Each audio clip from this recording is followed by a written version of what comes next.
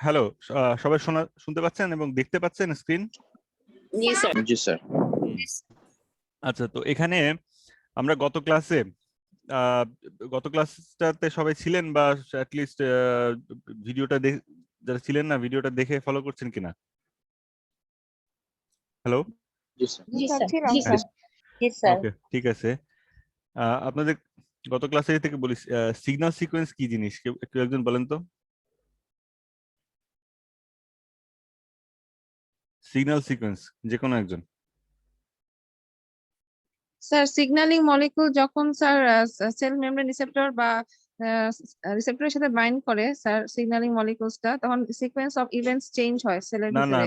আমি signal sequence জানতে চাচ্ছি, আপনি রিসেপ্টর বা সেলুলার সিগন্যালিং না, সিগন্যাল সিকোয়েন্স। আমি গত ক্লাসে একটা উদাহরণ হিসেবে থাইরোট্রপিন রিলিজিং হরমোন এর একটা উদাহরণ দিয়েছিলাম। সেখানে একদম লাস্ট স্টেপে যে একটা এন টার্মিনাল কিছু অ্যামিনো অ্যাসিড ক্লিভড অফ হয়ে যায় পোস্ট ট্রান্সলেশনাল মডিফিকেশন বা প্রোটিন প্রসেসিং এর পার্ট হিসেবে। সেখানে বলছিলাম যে সিগন্যাল সিকোয়েন্স একটা থাকে যেটা কাট অফ হয়ে যায়। ওটা কি জিনিস, ওটা কি করে? ওটা আসেই বা কেন, কেটে বাদই বা পড়ে যায় কেন? কেউ একজন বলেন।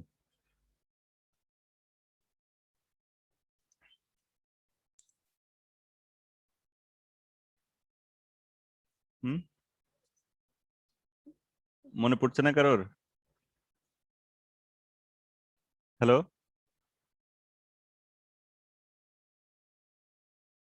আচ্ছা না স্যার, দেখেছি তো। আচ্ছা, এই যে এই স্লাইডটা মনে আছে গত দিনের? জি স্যার। ওই উপরে নীল শেড দেওয়া পার্টটা হচ্ছে সিগন্যাল পেপটাইড, ঠিক আছে? এটাই এই প্রিকারসর প্রোটিনের ক্ষেত্রে সিগন্যাল সিকোয়েন্স। এখন কি কিছু মনে পড়ছে এটার পারপাস সম্পর্কে?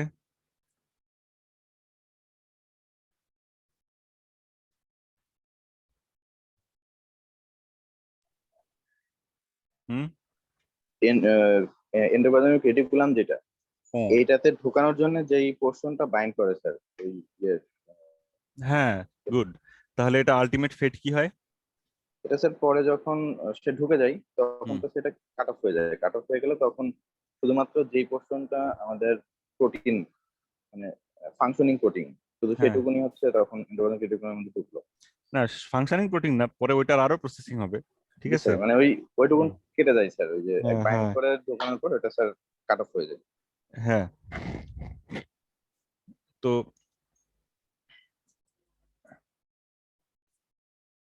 এক সেকেন্ড,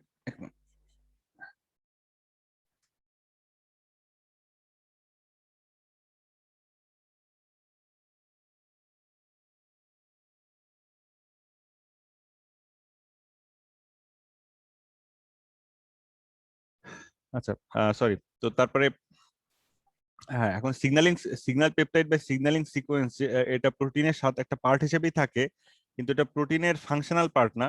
এটা বেসিক্যালি প্রোটিন ডেলিভারি, অর্থাৎ প্রোটিনটা অ্যাকচুয়ালি কোথায় যে ল্যান্ড করবে সেইটা ইন্ডিকেট করার কাজ করে, এবং তার কাজটা সমাধান হয়ে গেলে ওটা চলে যায়, অনেকটা জি টিকিট স্যার। কাটার মতো। আপনার এই ক্ষেত্রে হচ্ছে সিগন্যাল পেপটাইডটা এই পার্টিকুলার প্রোটিনের ক্ষেত্রে এন্ডোপ্লাজমিক রেটিকুলামে ঢোকার টিকিট হিসেবে কাজ করে। যেমন টিকিট কেটে যখন আমরা ঢুকি, টিকিট কাটা এই কথাটা কোথা থেকে আসছে? ওই টিকিটটা কিনে আহ, দারোয়ান বা যে টিকিট চেকার তাকে দিলে সে ছিঁড়ে ছিঁড়ে একটা পার্ট রেখে দেয় আর একটা পার্ট দিয়ে দেয়, বা এরকম একটা কাজ করে তো নাকি? হ্যাঁ, জি স্যার। জি স্যার। আপনি মনে মনে কল্পনা করতে পারেন এটাও তাই। এন্ডোপ্লাজমিক রেটিকুলামে ঢোকার সময় এন টার্মিনালের এই অংশটুকু সে ছিঁড়ে রেখে দেয়। এবং খেয়াল করে দেখবেন যে সব প্রোটিন, মানে যখন প্রিকারসর প্রোটিন তৈরি হয় তখন প্রত্যেকটার এন টার্মিনালের প্রথম রেসিডিউটা কি থাকে বলেন তো? মিথিওনিন। হ্যাঁ, মিথিওনিন থাকে। কিন্তু প্র্যাকটিক্যালি সব প্রোটিনের শুরুতে কি মিথিওনিন থাকে? না স্যার। হ্যাঁ, তাহলে এটা কেন? প্রত্যেকটা যদি এইউজি বা এটিজি এটা এটা যদি স্টার্ট কোডন হয় তাহলে সব প্রোটিন তো মিথিওনিন দিয়ে শুরু হওয়ার কথা, কিন্তু হয় না কেন? এই যে সিগন্যাল পেপটাইড কেটে যায় এই জন্য। হ্যাঁ, আচ্ছা, ঠিক আছে। তো সবাই মনে পড়ছে কিনা বাকি সবার? আমি একটু রিমাইন্ডার দেওয়ার জন্য একটু আগে গেলাম। জি স্যার। হ্যাঁ, জি স্যার। আচ্ছা আচ্ছা, এগুলো তো আচ্ছা। এখন এখানে একটা ছোট কম্প্যারিজন আছে, খেয়াল করেন ইউক্যারিওটস আর প্রোক্যারিওটস এর মধ্যে। আম, এই আমার মাউস পয়েন্টার অ্যারো দেখা যাচ্ছে? ইয়েস স্যার, দেখা যাচ্ছে। হ্যাঁ, এইটা কোনটা ক্ষেত্রে বোঝাচ্ছে বলেন তো? এটা কি? Sir eukaryotes. হ্যাঁ, ইউক্যারিওট, আর এটা হচ্ছে প্রোক্যারিওট। প্রোক্যারিওটস।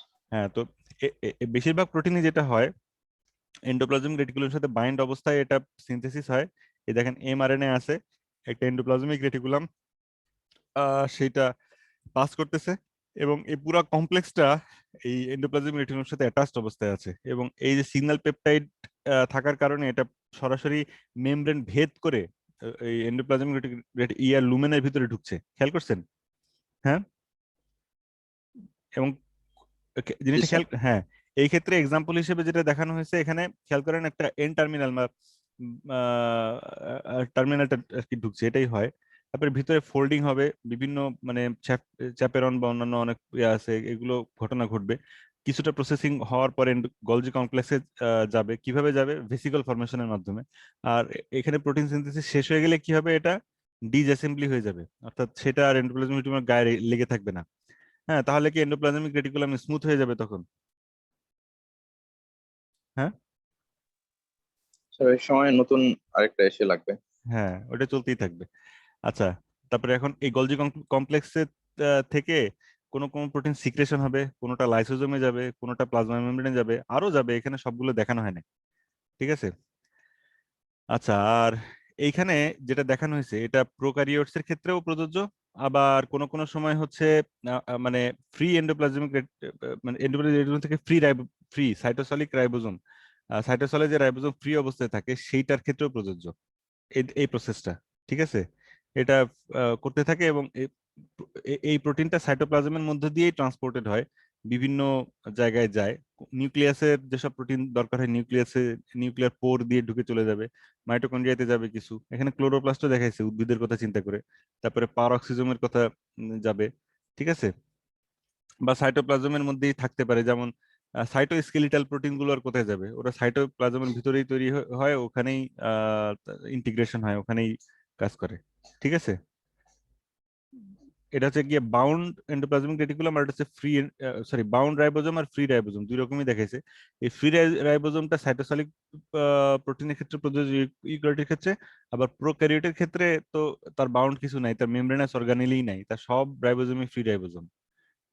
বোঝা গেছে কথাটা? জি স্যার। হ্যাঁ, এটুকু জি স্যার। বাকি সবাই মানে ক্লিয়ার হয়েছে কিনা? ঠিক আছে? জি এখন স্যার। হ্যাঁ, এই পুরো জিনিসটাকে বলা হয় প্রোটিন ট্রাফিকিং। ঠিক আছে? আর একটা এখন এখন হচ্ছে এই যে বিভিন্ন প্রসেসে যে পোস্ট ট্রান্সক্রিপশনাল মডিফিকেশন আমরা বলি, তা পোস্ট ট্রান্সক্রিপশনাল মডিফিকেশন কি কি কি কি হয়, কেউ একজন লিস্ট করে বলেন তো। আহ, এখন পর্যন্ত যারা রেসপন্স করেন নাই এরকম কারোর কাছ থেকে শুনতে পেলাম, মানে ভালো লাগতো। এখন পর্যন্ত যারা রেসপন্স করেছেন তাদেরকে অনেক ধন্যবাদ, তারা সামনেও করবেন। বাট এখন একটু আহ, অন্য কেউ যদি বলেন যে হচ্ছে কি কি পোস্ট ট্রান্সক্রিপশনাল মডিফিকেশন হয়। এখানে ইউক্যারিওট এবং প্রোক্যারিওট আলাদা আলাদা করে দেখিয়েছে। ঠিক আছে? তো ইউক্যারিওটটাই বলেন কি কি হয়।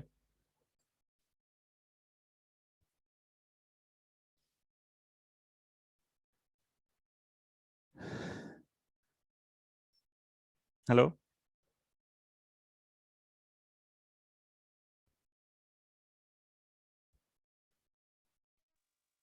এখানে তো আহ, মোট 13 জন স্টুডেন্ট আছে। তো, কেউ একটু দেখেই বলেন, এখানে তো লেখা আছে, দেখে দেখেই বলেন। হ্যাঁ, 5 প্রাইমে ক্যাপিং হয়, যে পলি এ টেন এর হ্যাঁ, স্প্লাইসিং এগুলো। হ্যাঁ, হ্যাঁ, এগুলাই এগুলাই। স্প্লাইসিং, স্প্লাইসিং মানে হচ্ছে ইন্ট্রন গুলা বাদ যাবে, ইনফ্রাগুলা আর এক্সন রিমুভাল গুলা, হয়। হ্যাঁ, আর এক্সন গুলা মুখোমুখি লেগে যাবে। তো এই কাজগুলো হওয়ার আহ, ইয়া কি সিগনিফিকেন্স কি? এই যে 5 প্রাইম ক্যাপিং যেটা হয় সেটাতে কি, সেটার অ্যাডভান্টেজ কি? মানে অ্যাডভান্টেজ বলতে সেটা সিগনিফিকেন্স কি?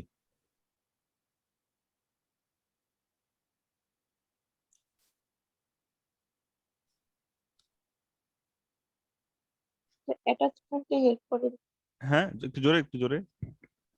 অ্যাটাচমেন্টে হেল্প করে। কিসের সাথে অ্যাটাচমেন্টে? ইনিশিয়েশন কমপ্লেক্স তৈরি করতে সাহায্য করে। হ্যাঁ বলেন বলেন। দুইটা কথা। ইনিশিয়েশন কমপ্লেক্স স্যার তৈরি করতে সাহায্য করে।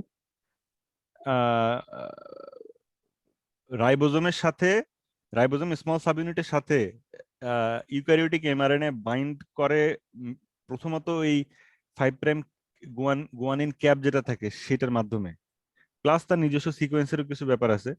ঠিক আছে, রাইবোজোমের মধ্যে স্মল সাবইউনিটের সাথে যে বাইন্ড করে, তো সেটা কিন্তু ডাইরেক্টলি প্রোটিনের সাথে বাইন্ড করে না, ওটা আরএনএ এর সাথেই করে, আরএনএ এর সাথেই আরএনএ বাইন্ড করে। আর রাইবোজোমের ভিতরেও আরএনএ থাকে, সেটাকে কি বলে? Ribosomal RNA. হ্যাঁ, রাইবোজোমাল আরএনএ, আর আরএনএ। ঠিক আছে, তো যাই হোক, 5 প্রাইম ক্যাপিং গেল। আর পলি এ টেইলের সিগনিফিকেন্স কি? স্যার নিউক্লিয়াস থেকে সাইটোপ্লাজমে যাবে স্যার প্রোটিনটা। হ্যাঁ, আচ্ছা, তাহলে এই ক্যাপিং এবং এটা এই যে এই কাজগুলো, এটা এই মডিফিকেশন গুলো মেইনলি কোথায় হয়? এই প্রসেসিং গুলো, আরএনএ প্রসেসিং গুলো মেইনলি কোথায় হয়? নিউক্লিয়াসের মধ্যে নাকি সাইটোসলে? সাইটোপ্লাজমে হয় স্যার এগুলো। Sir নিউক্লিয়াসে sir. নিউক্লিয়াসে হয়।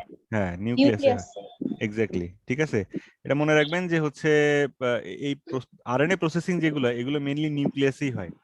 ঠিক আছে, মানে নিউক্লিয়াসের ভেতর থেকেই মোটামুটি একটা ফাইনাল প্রোডাক্ট এমআরএনএ, যার ক্যাপ লাগানো আছে, পলি এ টেইল লাগানো আছে এবং স্প্লাইস করা আছে, এই কাজটুকু কমপ্লিট করে তারপরেই সাধারণত সে সাইটোপ্লাজমে আসে।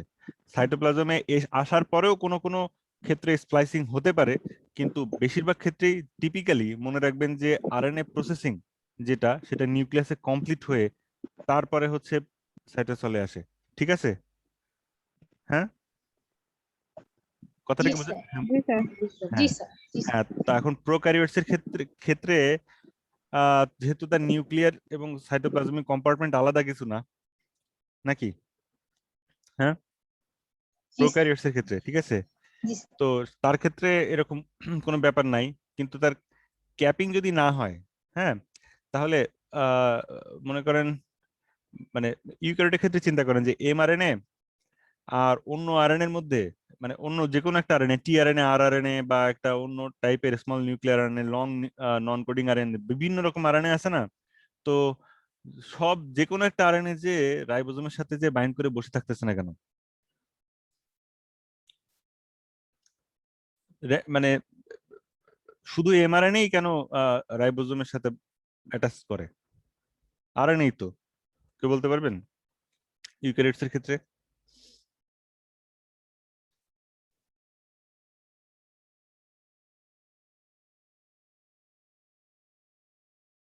আপনার উত্তরটা জানেন, একটু আগে বলছেন, আমি সেটাই ঘুরিয়ে জিজ্ঞাসা করছি। স্যার ক্যাপিং এর জন্য।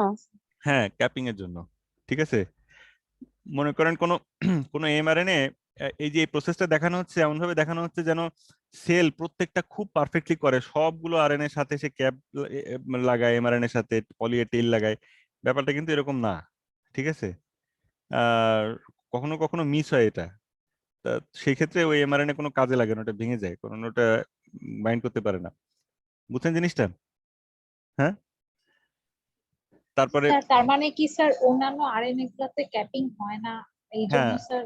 অন্যান্য আরএনএ গুলোতে ক্যাপিং হয় না, তাদের অন্যান্য আরএনএ যেগুলো আছে সেগুলো হচ্ছে এমআরএনএ মূলত ইনফরমেশন ক্যারিয়ার, কিন্তু অন্যান্য আরএনএ গুলো মূলত ক্যাটালাইটিক। এরা হচ্ছে বিভিন্ন রিঅ্যাকশন ক্যাটালাইজ করে, যেমন ট্রান্সফার আরএনএ স্পেসিফিক কোডনের এগেইনস্টে স্পেসিফিক অ্যামিনো অ্যাসিড ট্রান্সপোর্ট করার যে রিঅ্যাকশন, সেটাকে এক ধরনের ক্যাটালাইজ করে, ওটা এনজাইমের মতো কাজ করছে।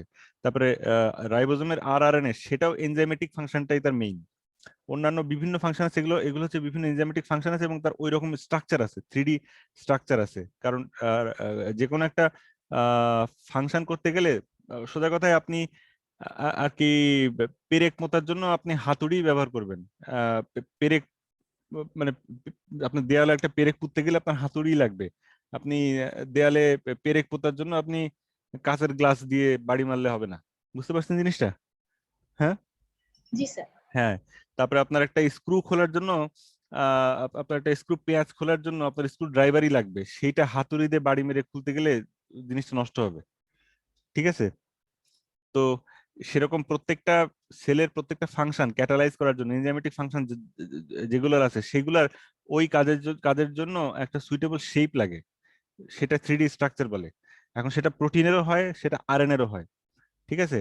তো মেসেঞ্জার আরএনএ ছাড়া অন্যান্য আরএনএ যেগুলো আছে সেইগুলার একটা 3D কনফরমেশন থাকে, যেটা ওই ওই এনজাইমেটিক ফাংশনের জন্য বা ওই রিসেপ্টর বাইন্ড করে ওই কাজটা করার স্পেসিফিক কাজের জন্য হচ্ছে ইভলভড এবং অ্যাডাপ্টেড। তো এখন সেইটা ওইগুলোর সাথে ওই ক্যাপিং হওয়ার সুযোগ পায় না, ক্যাপিং করার যে মেকানিজম সেটা অন্য আরএনএ গুলোর উপর কাজ করে না, ঠিক আছে? মাঝে মাঝে সে মেসেঞ্জার আরএনএ কেউ মিস করে যায়, সেটা আলাদা কথা, কিন্তু অন্য আরএনএ গুলোতে ক্যাপিং হয় না। এই কারণে আলটিমেটলি সেটা ইউক্যারিওটের ক্ষেত্রে দেখেন বাইন্ড করে না। আমি কি জিনিসটা বুঝাতে পারছি? হ্যাঁ, জি স্যার, ঠিক আছে। তো জি স্যার। হ্যাঁ, এখন প্রোক্যারিওটস এর ক্ষেত্রে দেখেন মেসেঞ্জার আরএনএ তে ক্যাপিং হয় না, ঠিক আছে? তার পলি এ টেইল লাগছে না কেন সেটা তো বুঝতেই পারছেন, কেন বলেন তো? স্যার ওনাদের নিউক্লিয়াস কম্পার্টমেন্ট আলাদা করা যাচ্ছে না স্যার। হ্যাঁ, এর জন্য দরকার নেই। এখন তো নিউক্লিয়াস থেকে বেরোনোর কোনো কথা নেই, ওটা তো নিউক্লিয়াসই নেই আলাদা করে কিছু। তো ওই জন্য পলি এ টেইল নাই। তারপরে এমআরএনএ, মানে প্রোক্যারিওটস এর এমআরএনএ এর ক্ষেত্রে আহ কোনো ক্যাপিং নাই, তাহলে সেটা সে বাইন্ড করে কি করে? ওই স্যার নরমালি স্যার ইউক্যারিওটের ক্ষেত্রে পলি এ টেইলের কাজটা স্যার আরেকবার একটু বলবেন? ও নিউক্লিয়ার থেকে ইয়া মানে নিউক্লিয়ার কম্পার্টমেন্ট থেকে সাইটোসলিক কম্পার্টমেন্টে আসার জন্য একটা টিকিট বলতে পারেন, ঠিক আছে? পলিএটেল লাগানো থাকলে সে আহ, ওখানকার যে নিউক্লিয়ার পোর দিয়ে সে পাস করতে পারে, আর আদারওয়াইজ পারে না, ঠিক আছে? জি হ্যাঁ, স্যার। হ্যাঁ। আর অন্যান্য আরএনএ থাকে, অন্যান্য আরএনএ যেগুলো আছে সেগুলাতে পলিএটেইল থাকে না, কিন্তু তাদেরও সাইটোসেলে আসার প্রয়োজন হলে সেটার জন্য তার স্পেসিফিক স্ট্রাকচারাল মোটিভ থাকে প্রত্যেকটা আরএনএর জন্যই। তো মেসেঞ্জার আরএনএ এর ক্ষেত্রে এই স্পেসিফিক স্ট্রাকচারাল মোটিভটা হচ্ছে কি পলিএটেইল। আর কিছু কিছু আরএনএ তো নিউক্লিয়াসের ভিতরেই সারা জীবন থাকে, ওর বাইরে আসা লাগে না। আর কিছু কিছু আরএনএ আবার বাইরে আসতে হয়, সেগুলোরও বাইরে আসার জন্য তার একটা স্ট্রাকচারাল পার্ট থাকতে হয় যেটা তাকে অ্যালাউ করে। তো মেসেঞ্জার আরএনএ এর ক্ষেত্রে এই ট্রান্সপোর্টেশন অ্যাসিস্টিং যে মোটিভ সেটা হচ্ছে পলিএটেইল, ঠিক আছে? আমি কি জি বুঝাইতে জি পারছি জিনিসটা? হ্যাঁ, জি স্যার। হ্যাঁ। তো আর প্রোক্যারিওটের ক্ষেত্রে হচ্ছে দেখেন মেসেঞ্জার আরএনএ যে তার তো কোনো ক্যাপিং নাই, তাহলে সে কিভাবে পলিএটেল নাই, এটা তো বুঝছেন কেন নাই, তাই না? হ্যাঁ, জি স্যার। হ্যাঁ। জি স্যার। কিন্তু প্রোক্যারিওটিক মেসেঞ্জার আরএনএ তো রাইবোজোমের সাথে বাইন্ড তো করতে হয় নাকি, এটুকু তো তার করতে হয়, তাই না? সেটা প্রোক্যারিওটিক আরএনএ, কিন্তু তাকে তো করতে হয়, তাহলে পরে ওইটা নাই মানে ওটা না থাকলে সেটা বাইন্ড করছে কি করে? বা অন্য টাইপের আরএনএ, টিআরএনএ, আরআরএনএ এগুলো তো আছে। তো সেগুলা যে নন স্পেসিফিক্যালি একটা রাইবোজোমের সাথে মেসেঞ্জার আরএনএ জায়গায় বাইন্ড করে বসতেছে না কেন? হ্যাঁ,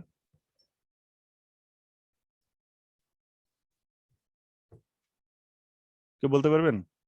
কোশ্চেনটা বুঝতে পারছেন কিনা, আনসারটা পরে, প্রশ্ন। আচ্ছা, জি স্যার। হ্যাঁ, স্যার আমার আমার কোশ্চেন বুঝতে পারছি স্যার, কিন্তু হ্যাঁ, আনসার জানি না স্যার। আচ্ছা, ঠিক আছে। আনসারটা হচ্ছে আচ্ছা, আনসার জানেন না ভালো কথা, আন্দাজে ঢিল ছুটেন তো দেখি যে কোনো একজন, ঠিক হওয়ার দরকার নেই।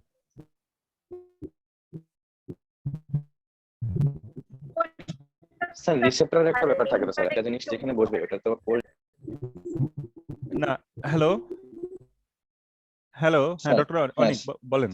স্যার যে কোনো কিছু যে কোনো জায়গায় যদি কাজ করতে হয় ওটার জন্য স্যার বসার জন্য একটা ফিক্সড স্ট্রাকচারাল রিসেপ্টর লাগবে, যে ওই তার যে স্ট্রাকচার সেটার জন্য ওই অর্গানের বা ওই সেলের একটা রিসেপ্টর লাগবে যেখানে এসে বসতে পারবে।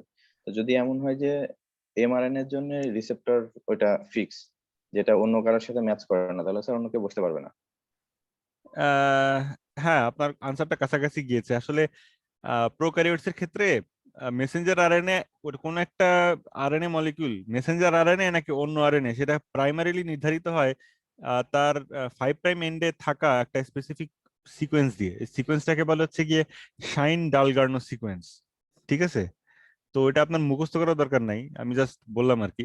তো শাইন ডালগার্নো সিকোয়েন্সের কমপ্লিমেন্টারি সিকোয়েন্স হচ্ছে গিয়ে প্রোক্যারিওটিক যে রাইবোজোম তার স্মল সাবইউনিটের সাথে যে আরআরএনএ থাকে, সেই আরআরএনএ এর মধ্যে ওই শাইন ডালগার্নো সিকোয়েন্সের কমপ্লিমেন্টারি সিকোয়েন্স থাকে। বুঝতে পারছেন? জি স্যার। আরএনএ এর সাথে আরএনএ হাইব্রিডাইজেশন হয়। হ্যাঁ, এখন এটা প্রোক্যারিওটস এর ক্ষেত্রে মেসেঞ্জার আরএনএ এবং অন্য আরএনএ এর মধ্যে ডিফারেন্স হচ্ছে গিয়ে শাইন ডালগার্নো সিকোয়েন্স আছে কি নাই। যদি শাইন ডালগার্নো সিকোয়েন্স থাকে তাহলে it will act as mRNA, আর যদি শাইন ডালগার্নো সিকোয়েন্স না থাকে তাহলে it will act as other RNA, অন্য আরএনএ। আমি কি জিনিসটা ক্লিয়ার করতে পারছি? জি স্যার। হ্যাঁ, জি স্যার, জি স্যার। আচ্ছা। কারো কনফিউশন আছে এই ব্যাপারটাতে নিয়ে, এই জিনিসটা স্যার নিয়ে? সিকোয়েন্সটা থাকলে স্যার আরএনএ নেই নাকি এমআরএনএ হবে স্যার?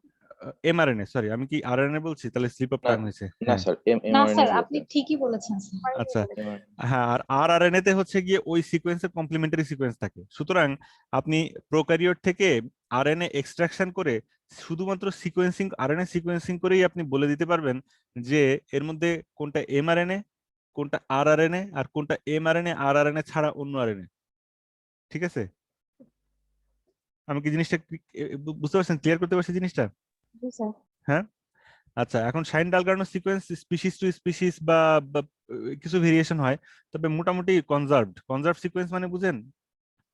হ্যাঁ, স্যার এমআরএনএ স্যার ইউক্যারিওটের ক্ষেত্রে স্যার 5 প্রাইম ক্যাপিং দিয়ে স্যার মানে এটা বোঝা যায়। আর হ্যাঁ। প্রোক্যারিওটিকের ক্ষেত্রে স্যার আপনি যেটা বললেন ওই রিসেপ্টরটার মাধ্যমে হয়। ওই সিকোয়েন্স, রিসেপ্টর না, ওই জি শাইন স্যার, ডালগার্নো সিকোয়েন্স স্যার। সিকোয়েন্সটা। জি স্যার, ঠিক আছে? এরকমই স্যার। হ্যাঁ, জি স্যার। কনজার্ভড মানে হচ্ছে প্রোক্যারিওটিক্সের ক্ষেত্রে কনজার্ভড বলতে বোঝানো হচ্ছে যে কোনো ফিচার কনজার্ভড মানে হচ্ছে সেটার ভিতরে সামান্য কোনো মানে কোনো পরিবর্তন টলারেট করতে পারে, কিন্তু একটু বেশি চেঞ্জ হয়ে গেলেই ওইটা তার সার্ভাইভালের জন্য আর ফিট থাকে না। ঠিক আছে? এই ধরনের বৈশিষ্ট্যগুলো সাধারণত কনজার্ভ থাকে লক্ষ লক্ষ মিলিয়ন মিলিয়ন বছর ধরে। বিভিন্ন প্রজন্মে দেখা যায় যে ওই ওই বৈশিষ্ট্যটা মোর অর লেস একই রকম থাকছে বিভিন্ন প্রজাতিতে। এই ধরনের বৈশিষ্ট্যকে বলে কনজার্ভড ট্রেইট। ঠিক আছে? তো কনজার্ভ ট্রেইট গুলো অনেক ইম্পর্টেন্স আছে, আমরা সামনে এই কথাগুলো আসবে, এজন্য এখনই বলে দিলাম। হ্যাঁ, যে হচ্ছে কিছু কিছু জিনিস আছে খুবই কনজার্ভ ট্রেইট, যেগুলোতে খুব মেজর চেঞ্জ হলে সেই প্রাণীটা বাঁচেই না। সুতরাং ওই ধরনের মিউটেশন হয়, কিন্তু এটা প্রকৃতিতে আমরা খুঁজে পাই না, কারণ সে দ্রুতই মারা যায়, বংশবৃদ্ধি করতে পারে না। বুঝতে পারছেন জিনিসটা?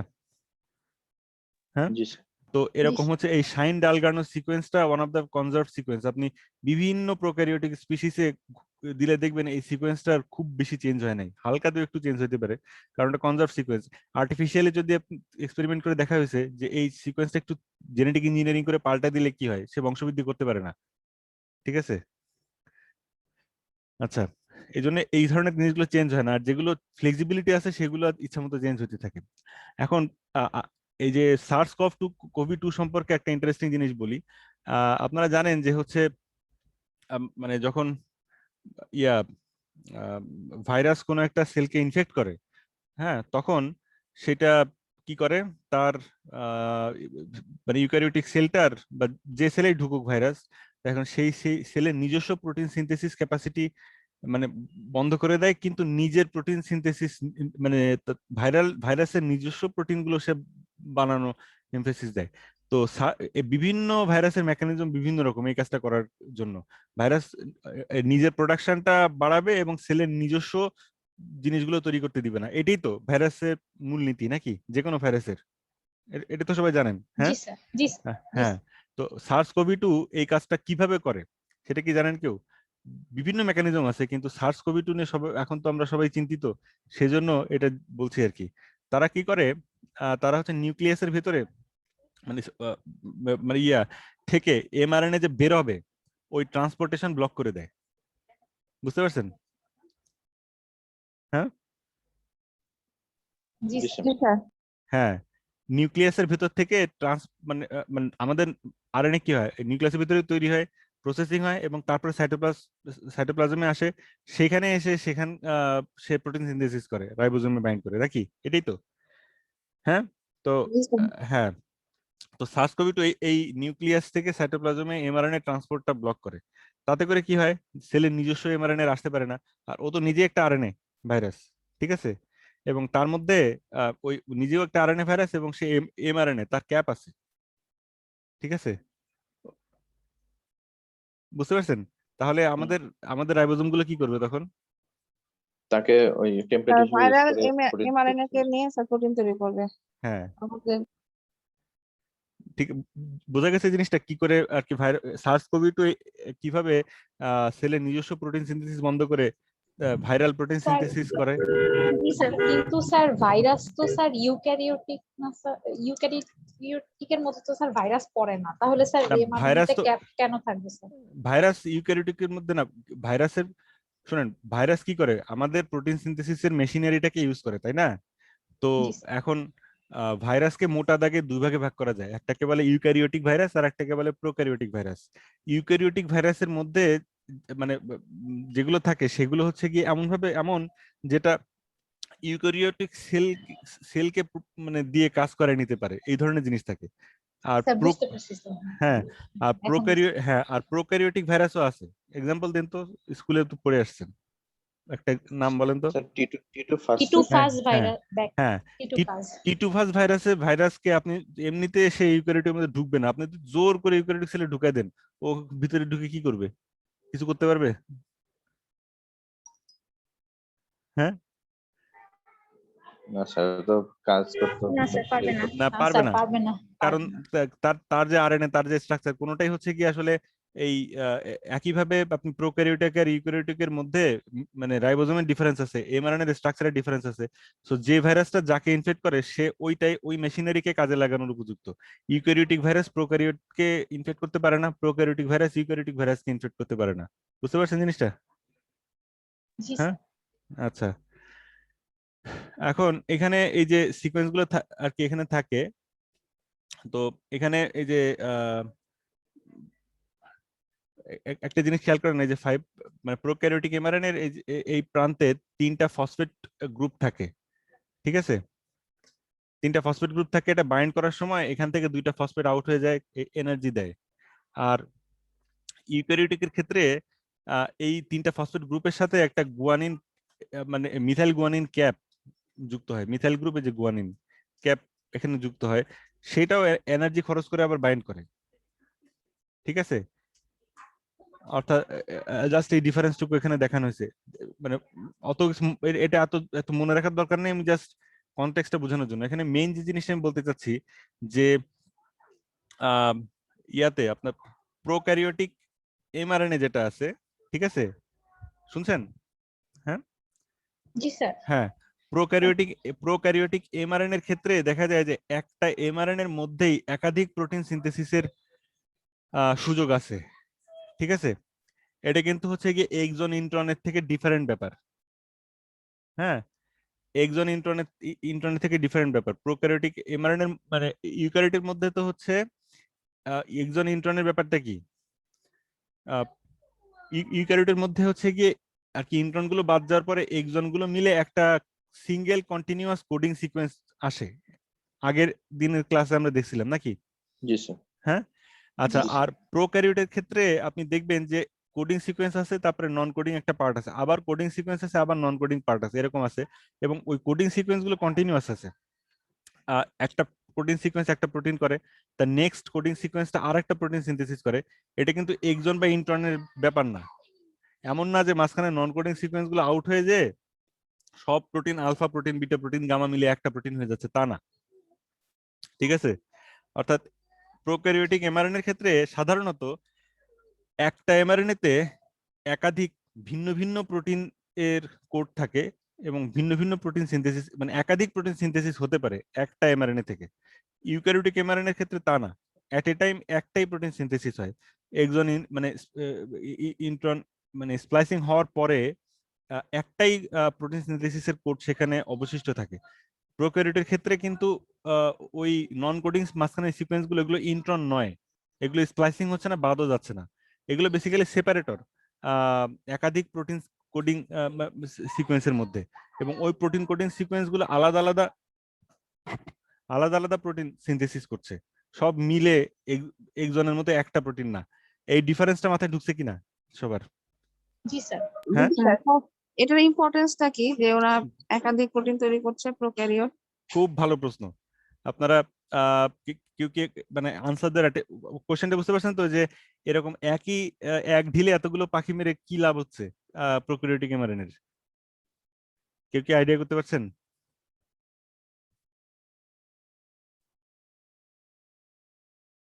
স্যার আমার যেটা মনে হয় স্যার, ওদের হ্যাঁ। প্রোক্যারিওটের তো স্যার নিউক্লিয়ার মেশিনারিটা স্যার নট ওয়েল ডেভেলপ। সেক্ষেত্রে স্যার ওরা একই মানে একটা বিক্রিয়ার মাধ্যমে একাধিক প্রোটিন তৈরি করে ওদের সেলুলার ফাংশন গুলাকে করে কাজে লাগে আর কি। আচ্ছা, হ্যাঁ, কাছাকাছি গিয়েছেন। বিষয়টা হচ্ছে যে আহ, আর কি এই প্রশ্নটা একটু মাথায় রাখেন, আমরা একটু পরে এটার আনসার দিব। আপনি যেটা বলছেন সেটা আংশিক সঠিক আছে, আর আমি কমপ্লিট করে দেবো। থ্যাংক ইউ আপনার ইনপুটের জন্য। আমরা পরের স্লাইড, কয়েকটা স্লাইড পরে যে এটা নিয়ে আর একটু ডিসকাস করবো। তবে কোয়েশ্চেনটা ভালো, উত্তরটাও কাছাকাছি দিয়েছেন। আচ্ছা, এটা মনে রাখেন সবাই। আচ্ছা, এখন এখানে একটা এক্সাম্পল দেওয়া হয়েছে, এটা ইউক্যারিওটিক জিন, আলফা ট্রোপোমায়োসিন জিনের একটা এক্সাম্পল দেওয়া হয়েছে। তো এখানে অল্টারনেটিভ স্প্লাইসিং বলে একটা ব্যাপার আছে, সেটার সাথে কি সবাই পরিচিত? না স্যার। আচ্ছা, এই যে স্প্লাইসিং হয়, এখন এক্সন এবং ইন্ট্রন কিন্তু ফিক্স না।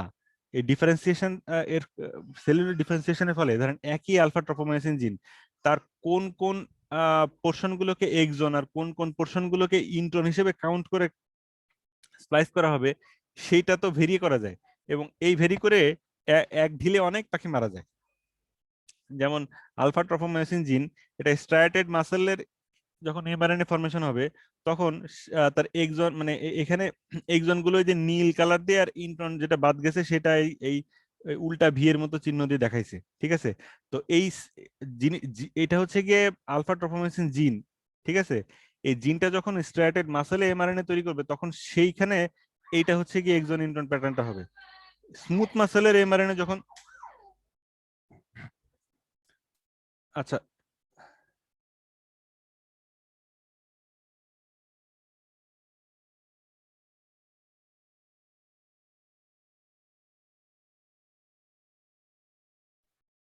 হ্যালো, হ্যাঁ, তো এখন স্মুথ মাসেল এমআরএনএর ক্ষেত্রে সেই একই জিন সে স্প্লাইসিং করতেছে, দেখেন অন্য একটা প্যাটার্নে, খেয়াল করছেন?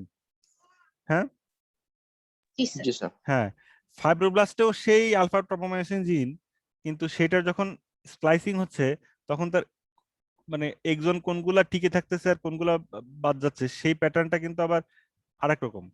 খেয়াল করছেন? হ্যাঁ, জি জি স্যার। হ্যাঁ, এই যে স্মুথ মাসেলের সাথে মিল আছে, খালি এই এক্সনটা মিলে নাই। এটা এই তিনটা এক্সন মিলছে, এগুলোও মিলছে, বাট এটা মিলে নাই। আবার স্টার্টেড মাসেলের ক্ষেত্রে এই পর্যন্ত ঠিক আছে, এবার এইটা আবার কোথা থেকে জেনে আসছে, বাট লাস্টের এইটা এই এক্সনটাকে সে ইউজ করে না। ঠিক আছে? ওইটাকে সে ইন্ট্রন হিসেবে কাউন্ট করে স্টার্টেড মাসেলের এমআরএনএ। ঠিক আছে? তারপরে আর কি ফাইব্রোব্লাস্ট এমআরএনএ এর ক্ষেত্রে এমআরএনএ মধ্যে আবার দুই রকম আছে, ভার্সন আছে। কোন ফাইব্রোব্লাস্টে কোনোটাতে এরকম হয়, আবার কোনোটাতে এইখানে একটু হালকা ভেরিয়েশন আছে এক্সন ইন্ট্রন সিলেকশনে। খেয়াল করছেন? হ্যাঁ, জি স্যার, ভ্যারিয়েশন আছে স্যার। হ্যাঁ, তার মানে একই জিন, কিন্তু তার এক্সন কোনটা ইন্ট্রন কোনটা সেটা বিভিন্ন টাইপের সেলে বিভিন্ন রকম হচ্ছে। ঠিক আছে? ব্রেইনের ক্ষেত্রেও আলফা ট্রোপোমায়োসিন আছে, কিন্তু সেটার এক্সন এবং ইন্ট্রন গুলোর সিকোয়েন্সটা অন্যরকম। খেয়াল করছেন?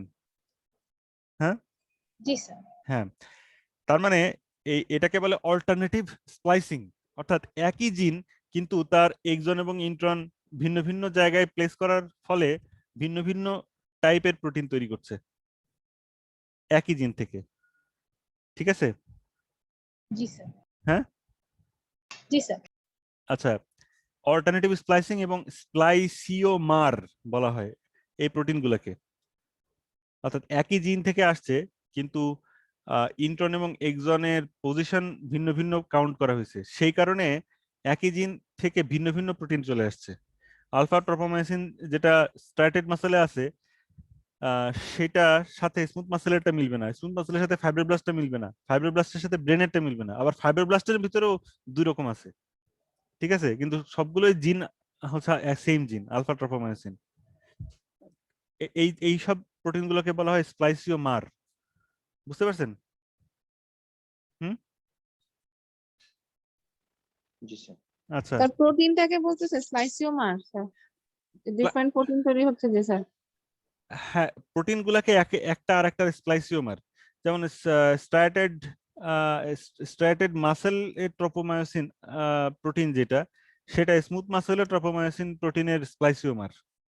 ঠিক আছে, দুটা সেম না কিন্তু একই জিন থেকে আসছে, সেই জন্য প্রোটিন স্যার হচ্ছে। অনেকটা আইসোমার টাইপের আর কি, অনেকটা মানে বুঝেছে একই অরিজিন কিন্তু হ্যাঁ, ভ্যারিয়েশন আছে। ভেরিয়েশন আছে, ওই মার কথাটা ওখান থেকে আসছে। ঠিক আছে, আমরা আইসোমার, তারপরে হচ্ছে যে আরো কি কি জানি আছে না, যে আইসোটোপ এরকম আছে না, অনেকটা সেরকম আর কি। তো এখানে স্প্লাইসোমার বলা হয়। এখন এই এইটার সিগনিফিকেন্স কি হতে পারে বলেন তো? স্যার একই জিন দিয়ে অনেক ধরনের প্রোটিন তৈরি করা যাচ্ছে ডিফারেন্ট ফাংশন ফ্লেক্সিবিলিটির মাধ্যমে, প্রোটিনগুলা। ইন্ট্রন আর এক্সনের ফ্লেক্সিবিলিটি অফ পজিশনের মাধ্যমে হ্যাঁ, ডিফারেন্ট প্রোটিন ডিফারেন্ট হ্যাঁ, পারপাসে। পারপাসে ইউজ করা যাচ্ছে, এটা অ্যাডভান্টেজ। আর হচ্ছে ডিসঅ্যাডভান্টেজটা কি?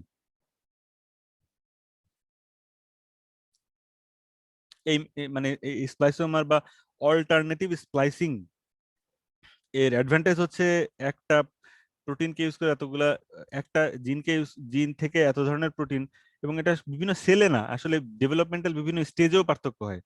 ঠিক আছে, যেমন ধরেন আপনারা তো জানেন যে হিমোগ্লোবিন সিনথেসিস যখন হয়, তখন ফিটাল হিমোগ্লোবিন সিনথেসিস হয়, অ্যাডাল্ট হয়ে গেলে সেগুলোর হয় না, তখন সেটা বন্ধ হয়ে হচ্ছে অ্যাডাল্ট টাইপ গ্লোবিন জিন, মানে গ্লোবিন প্রোটিন তৈরি হয়। এটা তো জানেন, করছেন নাকি? হ্যাঁ, হ্যাঁ, তাহলে এটা, ডিসঅ্যাডভান্টেজ আর মিউটেশন স্যার, হ্যাঁ, মিউটেটেড মানে প্রোটিন যদি তৈরি হয় তাহলে তো স্যার আমাদের জন্য ক্ষতিকর। ডিসঅ্যাডভান্টেজ আচ্ছা, একটু পরে আসতেছি। তো এখন তবে ডেভেলপমেন্টাল টাইমের সাথেও পার্থক্য হয়, এটা শুধুমাত্র সেলের না, মানে সেল মানে স্পেসের স্থানিক পার্থক্য না, সময়ের বা টেম্পোরাল ডিফারেন্সও, টেম্পোরাল স্প্লাইসিওমারও হতে পারে। কারণ অ্যাডাল্ট গ্লোবিন মানে প্রোটিন যেগুলা আর ফিটাল প্রোটিন একই গ্লোবিন জিন থেকে আসতেছে, কিন্তু ভিন্ন জায়গায় স্প্লাইসিং হচ্ছে, হওয়ার কারণে আর ফিটাল অবস্থায় ফিটাল পাওয়া যাচ্ছে, বড় হলে অ্যাডাল্ট ভার্সন হচ্ছে। বুঝতে পারছেন জিনিসটা? হ্যাঁ, জি স্যার, বুঝতে হ্যাঁ, পারছি। হ্যাঁ, তাহলে আর আপনি মিউটেশন নিয়ে কি বলছেন একটু ক্লিয়ার করে বলেন তো একটু আগে। স্যার মানে ডিসঅ্যাডভান্টেজটা কি স্যার, মানে স্লাইসিওমারের এটা বলছিলাম। আচ্ছা, ডিসঅ্যাডভান্টেজটা ডিসঅ্যাডভান্টেজটা হচ্ছে যে স্প্লাইসোমার মেনটেন করার জন্য একটা জিনের ভিতরে অনেকখানি নন কোডিং এরিয়া রাখতে হয়। সেটা আপনারা ওই আগে ক্লাসের এক্সাম্পলে দেখছিলেন। ঠিক আছে, বিশাল, মানে হাতির থেকে শেষ পর্যন্ত পাওয়া গেল পিঁপড়া, দেখছিলেন তো নাকি? জি স্যার, মানে অপ্রয়োজনীয় অংশ অনেক বেশি থাকা হ্যাঁ, লাগে। থাকা লাগে। তো এখন এটা একটা ডিসঅ্যাডভান্টেজ। আর অ্যাডভান্টেজ হচ্ছে যে কোনো একটা জিনের মাঝখানেও যদি মিউটেশন হয়ে যায়, তো নন কোডিং অংশই তো বেশি, সুতরাং ওই রিপেয়ার ইজি হয় স্যার। রিপেয়ার ইজি বলে না, আমি বলতে চাচ্ছি যে মনে করেন যে আর কি আপনার বেশিরভাগ জায়গায় নন কোডিং, অল্প কিছু জায়গায় কোডিং আছে। তো এখন ওই এমনকি জিনের ভিতরেও তো নন কোডিং পার্ট আছে, ইন্ট্রন গুলো আছে। ঠিক আছে, বা আনট্রান্সলেটেড রিজিয়ন আছে 5 প্রাইম 3 প্রাইমে। এখন তার মানে যদি কোনো একটা মিউটেশন হিট করে, তাহলে বেশি চান্স থাকে কোন জায়গায় হিট করার, কোডিং রিজিয়নের না non non coding coding region? Non coding non coding হ্যাঁ, রিজনে। ওখানে হিট করার সম্ভাবনা কেন বেশি বলেন তো? স্যার সংখ্যায় তো বেশি হ্যাঁ, নন কোডিং সংখ্যায় এরিয়াটা, বেশি। মানে হ্যাঁ, তার মানে আপনি হচ্ছে লুডোতে তো ছক্কা ফেলছেন, ঠিক আছে, এখন আপনার ছক্কা পড়ার সম্ভাবনা বেশি নাকি 1 থেকে 5-এর মধ্যে যে কোনো একটা পড়ার সম্ভাবনা বেশি? 1 থেকে 5 এর 1 মধ্যে থেকে 5। বেশি। হ্যাঁ, তো এখন এই হচ্ছে কি ব্যাপার। হ্যাঁ, তো এখন ওখানে র্যান্ডম ঘটনা ঘটলে এটা হিট করার সম্ভাবনা নন কোডিং এরিয়াতে বেশি, কারণ ওটার অপশন বেশি, জায়গা বেশি। ঠিক আছে, ভুল হওয়ার সম্ভাবনা কম হ্যাঁ, স্যার। হ্যাঁ, তো এখন সেই জন্য ওইটা হচ্ছে গিয়ে সুবিধা, মানে অ্যাডভান্টেজের মধ্যেই। মিউটেশনে যেটা বলছিলেন, মিউটেশনটা আসলে এটার পক্ষে, ফেভারে। ডিসঅ্যাডভান্টেজটা হচ্ছে এটা অনেকখানি জিনোম অপচয় করে। ঠিক আছে, জি স্যার। হ্যাঁ, আচ্ছা, জি স্যার। হ্যাঁ, এখন ইউক্যারিওটিক বা কমপ্লেক্স অর্গানিজমের ক্ষেত্রে এটা সমস্যা না, কারণ আমাদের জিনোম গুছাই টুসাই রাখার জন্য জিনোম তো রাখলেই হবে না, এটা গুছাই রাখতে হবে, মেনটেন করতে হবে। প্রত্যেকবার সেল সাইকেলের সময় সেটাকে আবার পুরা জিনোমটা রেপ্লিকেট করতে হবে, বিশাল খরচের ব্যাপার। খরচ মানে এনার্জি খরচের কথা বলতেছি, এটিপি খরচের কথা। ঠিক আছে, বুঝতে পারছেন জিনিসটা, সেই হিসেবে এটা একটা ডিসঅ্যাডভান্টেজ। কিন্তু জি স্যার। হ্যাঁ, কমপ্লেক্স লার্জ অ্যানিমেলের ক্ষেত্রে ওই অত বড় জিনোম মেনটেন করা, তাকে রিপেয়ার করা, তাকে রিলায়েবলি প্রত্যেকবার কপি করা, এইটা খরচ হইলেও অ্যাডভান্টেজ গুলো দিয়ে পুষায় যায়। বুঝতে পারছেন? জি স্যার। হ্যাঁ, অ্যাডভান্টেজ গুলো দিয়ে পুষায় যায়। কিন্তু যদি আপনি ব্যাকটেরিয়ার কথা চিন্তা করেন, তাহলে তার ক্ষেত্রে কি এটা পুষাবে বলেন তো? না স্যার, পোষানোর না কথা না। স্যার, তার তো জি হ্যাঁ, তো যেমন এখানে হচ্ছে গিয়ে ইউক্যারিওটিক একটা এমআরএনএ দেখানো হয়েছে, যেখানে একটা ক্যাপ আছে। তো ইউক্যারিওটের ক্ষেত্রেও কিন্তু ওই একটা এমআরএনএ তে একই সাথে একাধিক রাইবোজোম বাইন্ড করতে পারে। এই বাইন্ড করে সে মানে ট্রান্সলেশন করতে করতে করতে করতে ট্রান্সলেশন করতে করতে করতে করতে আগায় গেছে। ঠিক আছে, এখানে সবচেয়ে প্রথমে বাইন্ড করছিল কোন রাইবোজোমটা বলেন তো? এইটা নাকি এইটা? এইটা নাকি এইটা বলেন তো? স্যার 5 প্রাইম এন্ডে যেটা স্যার। মানে এইটা জি স্যার। না, এটা লাস্ট বাইন্ড করছে। যে ফার্স্টে বাইন্ড করছিল সে তো মানে 3 প্রাইম এন্ড বা পলি এ টেইল বা ওর লাস্ট প্রান্তের কাছে রেস আগে শুরু করছিল তো এই। ঠিক আছে, সে আগে শেষে পৌঁছে গেছে, আর লাস্ট এসে লাইনে যোগ দিচ্ছে হচ্ছে কি এই রাইবোজোমটা। বুঝতে পারছেন জিনিসটা? হ্যাঁ, হ্যালো। জি স্যার, মানে স্যার সে কাজ করতে করতে লাস্টে চলে গেছে, রাইবোজোমটা যে হ্যাঁ, লাস্ট রাইবোজোম সে প্রথমে কাজ শুরু করছে। কাজ শুরু করছিল, তারপরে জয়েন করছিল এসে এ। সে সে ওই সাইডটা ছেড়ে সরে গেছে, এনে বাইন্ড করছে, তারপর এরকম করতে করতে এখন সর্বশেষ বাইন্ড করছে এ এসে। এভাবে একই রাইবোজোমে মানে একই এমআরএনএ তে অনেকগুলো রাইবোজোম মিলে একটানা কাজ করতে পারে। যে যত আগে জয়েন করছে তার দেখেন পেপটাইড চেইন তত লম্বা হয়েছে। ঠিক আছে, আর এই মাত্র জয়েন করছে, এখন ওই পেপটাইড চেইন শুরুই করতে পারে নাই। খেয়াল করছেন? হ্যাঁ, জি স্যার, এটা ভালো বোঝা যাচ্ছে স্যার। হ্যাঁ, ঠিক আছে। তো এটা ইউক্যারিওটস এর ক্ষেত্রে এটা পাই, আমরা প্রোক্যারিওটস এর ক্ষেত্রেও এটা পাই, দুই ক্ষেত্রেই পাওয়া যায়। ঠিক আছে, এ ধরনের পলিরাইবোজোম চেইন ইলেকট্রন মাইক্রোস্কোপিতে দেখা যায় এরকম। ঠিক আছে, এটা মুক্তার মালার মতো। ঠিক আছে, মাঝখান দিয়ে সুতাটা রাইবোজোম গেছে, আর হচ্ছে যে মুক্তাগুলো হচ্ছে মানে সুতাটা হচ্ছে এমআরএনএ গেছে, আর মুক্তাগুলো হচ্ছে গিয়ে এই যে রাইবোজোম বাইন্ড করে করে আগাচ্ছে। দেখছেন? হ্যাঁ, হ্যালো। জি স্যার। জি হ্যাঁ, স্যার, দেখা যাচ্ছে। হ্যাঁ, এটা প্রোক্যারিওটস এর ক্ষেত্রে হয়, ইউক্যারিওটস এর ক্ষেত্রেও হয়। কিন্তু প্রোক্যারিওটস এর ক্ষেত্রে আর একটা ব্যাপার হয়। ঠিক আছে, এটা তো হচ্ছে কি যে মুক্তার মালার মতো দেখেনি করে হচ্ছে, কিন্তু প্রোক্যারিওটস এর ক্ষেত্রে আরেকটা ব্যাপার হয়, যে বললাম মনে আছে যে প্রোক্যারিওটিক এমআরএনএ এর ক্ষেত্রে কি হয়, একাধিক আহ, ইয়া থাকে, মানে প্রোটিন থাকে একই সাথে, একই সুতায় থাকে, একাধিক protein at the same time তৈরি হতে পারে। ঠিক আছে, তো একাধিক protein at the same time তৈরি হওয়ার ক্ষেত্রে তার অ্যাডভান্টেজটা কি, সেটা হচ্ছে যে তার অত জিনোম মেনটেন করার মতো অত ফ্যাসিলিটি নাই, যে হচ্ছে সে অত মানে মানে অত স্প্লাইসিং টু স্প্লাইসিং করে অতখানি জিনোম খরচ করবে।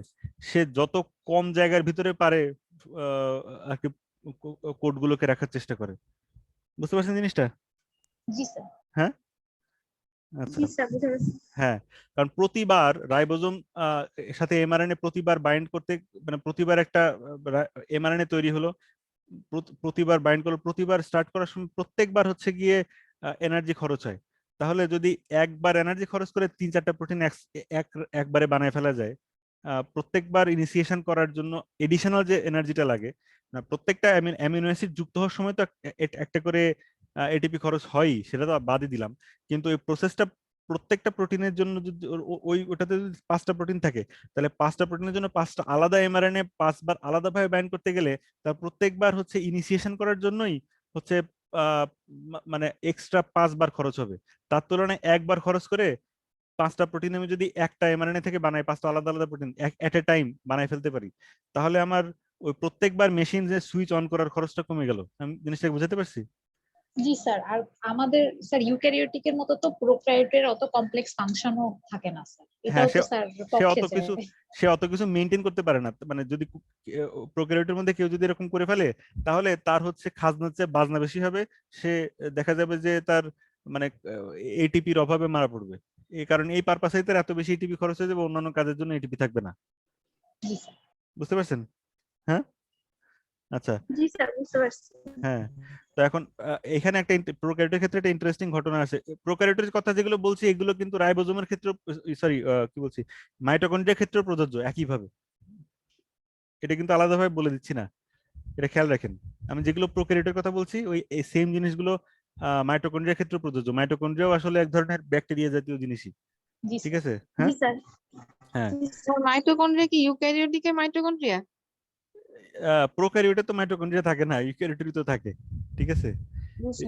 মাইটোকন্ড্রিয়ার আপনি চিন্তা করে দেখেন, সেও কিন্তু বেসিক্যালি একটা ব্যাকটেরিয়া। তারও হচ্ছে ওই ধরনের মানে দুইটা লেয়ার থাকে, তার ভিতরে সার্কুলার ডিএনএ থাকে। মাইটোকন্ড্রিয়াকে আলাদা করে মাইটোকন্ড্রিয়াল নিউক্লিয়াস বলে কিছু থাকে নাকি? হ্যাঁ, তারপর তার নিজস্ব রাইবোজোম থাকে, তার নিজস্ব আরএনএ থাকে, তার নিজস্ব প্রোটিন সিনথেসিস করার মেকানিজম থাকে। ঠিক আছে? সে বেসিক্যালি একটা আহ, আমাদের মাইটোকন্ড্রিয়া গুলো বেসিক্যালি আর কি আমাদের সাথে এন্ডোসিম্বায়োটিক একটা ইকুইলিব্রিয়ামে আছে, অর্থাৎ সে সে একটা ব্যাকটেরিয়া, কিন্তু সে আমাদেরকে ইনফেক্ট করছে, করে আমাদের উপকার করছে, আমরা তার হোস্ট। ঠিক আছে? জি স্যার, সিম্বায়োসিস। হ্যাঁ, আচ্ছা। ওর জেনেটিক কোডও আমাদের থেকে আলাদা। নিউক্লিয়ার ডিএনএ কোড আর মাইটোকন্ড্রিয়ার ডিএনএ কোড এক না। ঠিক আছে? এই জন্য আমি যেগুলো প্রোক্যারিওটের ক্ষেত্রে বলছি ওই সেম জিনিসগুলো মাইটোকন্ড্রিয়ার ক্ষেত্রে প্রযোজ্য। ঠিক আছে? জি স্যার। আচ্ছা, এখন এখানে একটা জিনিস খেয়াল করেন, এখানে এটা হচ্ছে ডিএনএ। ডিএনএ থেকে এই যে এখানে আরএনএ ট্রান্স ইয়া হচ্ছে আর কি ট্রান্সক্রিপশন হচ্ছে।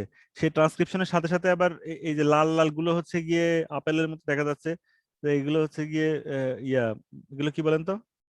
রাইবোজোম। রাইবোজোম। হ্যাঁ, আর এই যে সুতার মতো এই যে বের করে করে দিচ্ছে, এগুলো কি? তার amino acid sequence.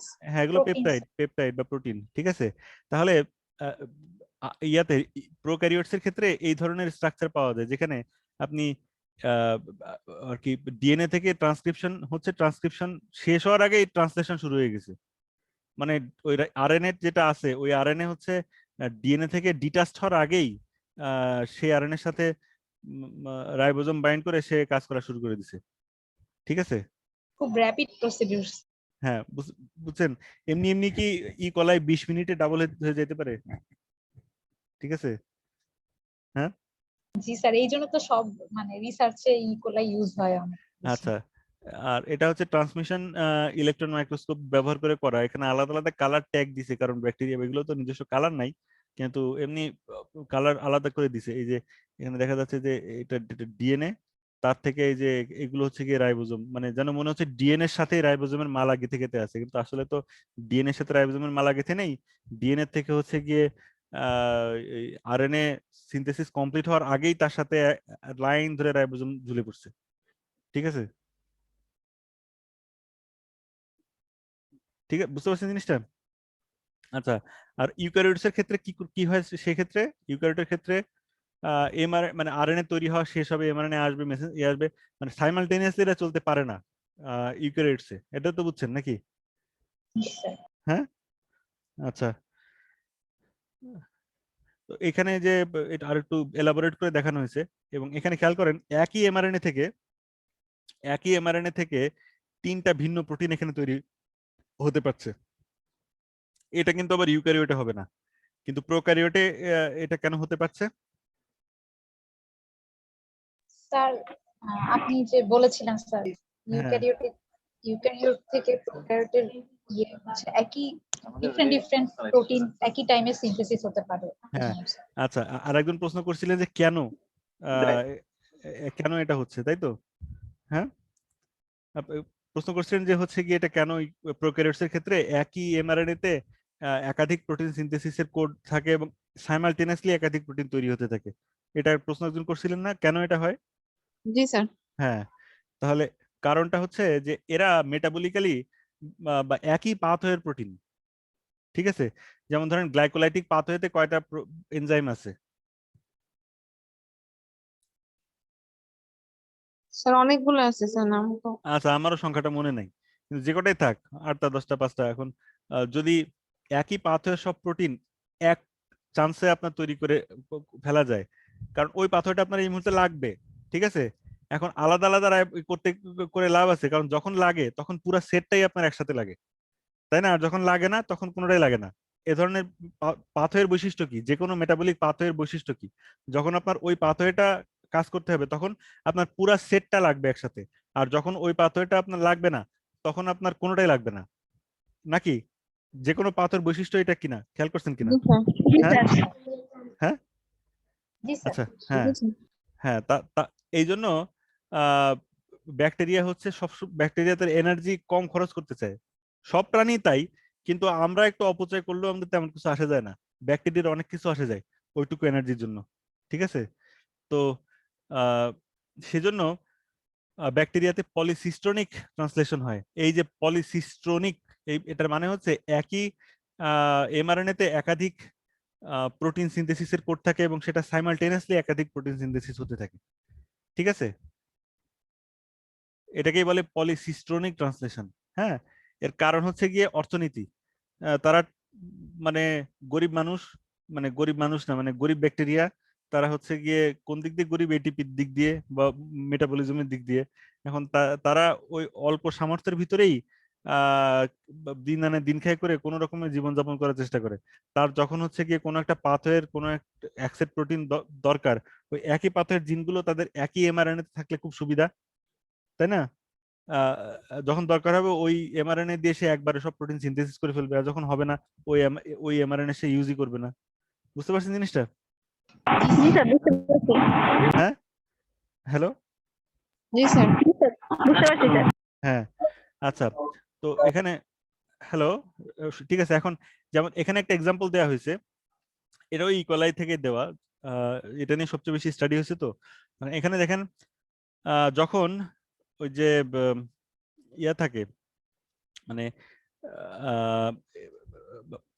Glucose rich environment থাকে, বা আর কি ল্যাকটোজ যখন থাকে না, তখন এই যে ল্যাক ওপেরন বলে আর কি, ল্যাক ওপেরন বন্ধ থাকে। ল্যাক ওপেরন মানে হচ্ছে গিয়ে এমন একটা সিস্টেম যেখানে মেটাবলিক্যালি রিলেটেড একাধিক আহ, আর কি একাধিক জিন বা একাধিক প্রোটিন তৈরি করার মেকানিজম একসাথে প্রেজেন্ট থাকলে সেটাকে বলে ওপেরন ব্যাকটেরিয়ার ক্ষেত্রে, ঠিক আছে? তো এই ল্যাকটোজ ল্যাকটোজটা কি বলেন তো? হ্যাঁ স্যার কার্বোহাইড্রেট। হ্যাঁ, এবং ল্যাকটোজকে ব্রেকডাউন করে কে?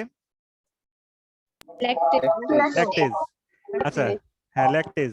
তো এখন এইখানে এই যে আর কি ল্যাকটোজ থেকে এনার্জি পাওয়ার জন্য ইকোলাই এর 3টা এনজাইম পরপর কাজ করতে হয়। এই যে বিটা গ্যালাক্টোসাইডেজ, পারমিয়েজ আর ট্রান্সঅ্যাসিটাইলেজ, এই 3টা এনজাইম তার ওই ল্যাকটোজ থেকে এনার্জি প্রোডাকশনের যে পাথওয়ে সেটাতে 3টা এনজাইম তার লাগে, ঠিক আছে? এখন তার মিডিয়ামে সে যখন ল্যাকটোজ পাচ্ছে না, যখন সে ল্যাকটোজ তার আশেপাশে নাই, খেতে পাচ্ছেন ল্যাকটোজ নাই, তাহলে সে অবস্থায় তার এই এনজাইম গুলো তৈরি করে কোনো লাভ আছে? না হ্যাঁ, স্যার। কিংবা একটা তৈরি করলো বাকি 2টা করলো না, সেটা করেও কোনো লাভ আছে? না স্যার। কারণ 3টা তো পরপর কাজ করতে হবে, তাই না? এখন হুম। ওই অবস্থায় তার হচ্ছে গিয়ে তার ল্যাকটোজ রিপ্রেসর ওই প্রোমোটার রিজিয়নের ওখানে যে বসে থাকে, ঠিক আছে?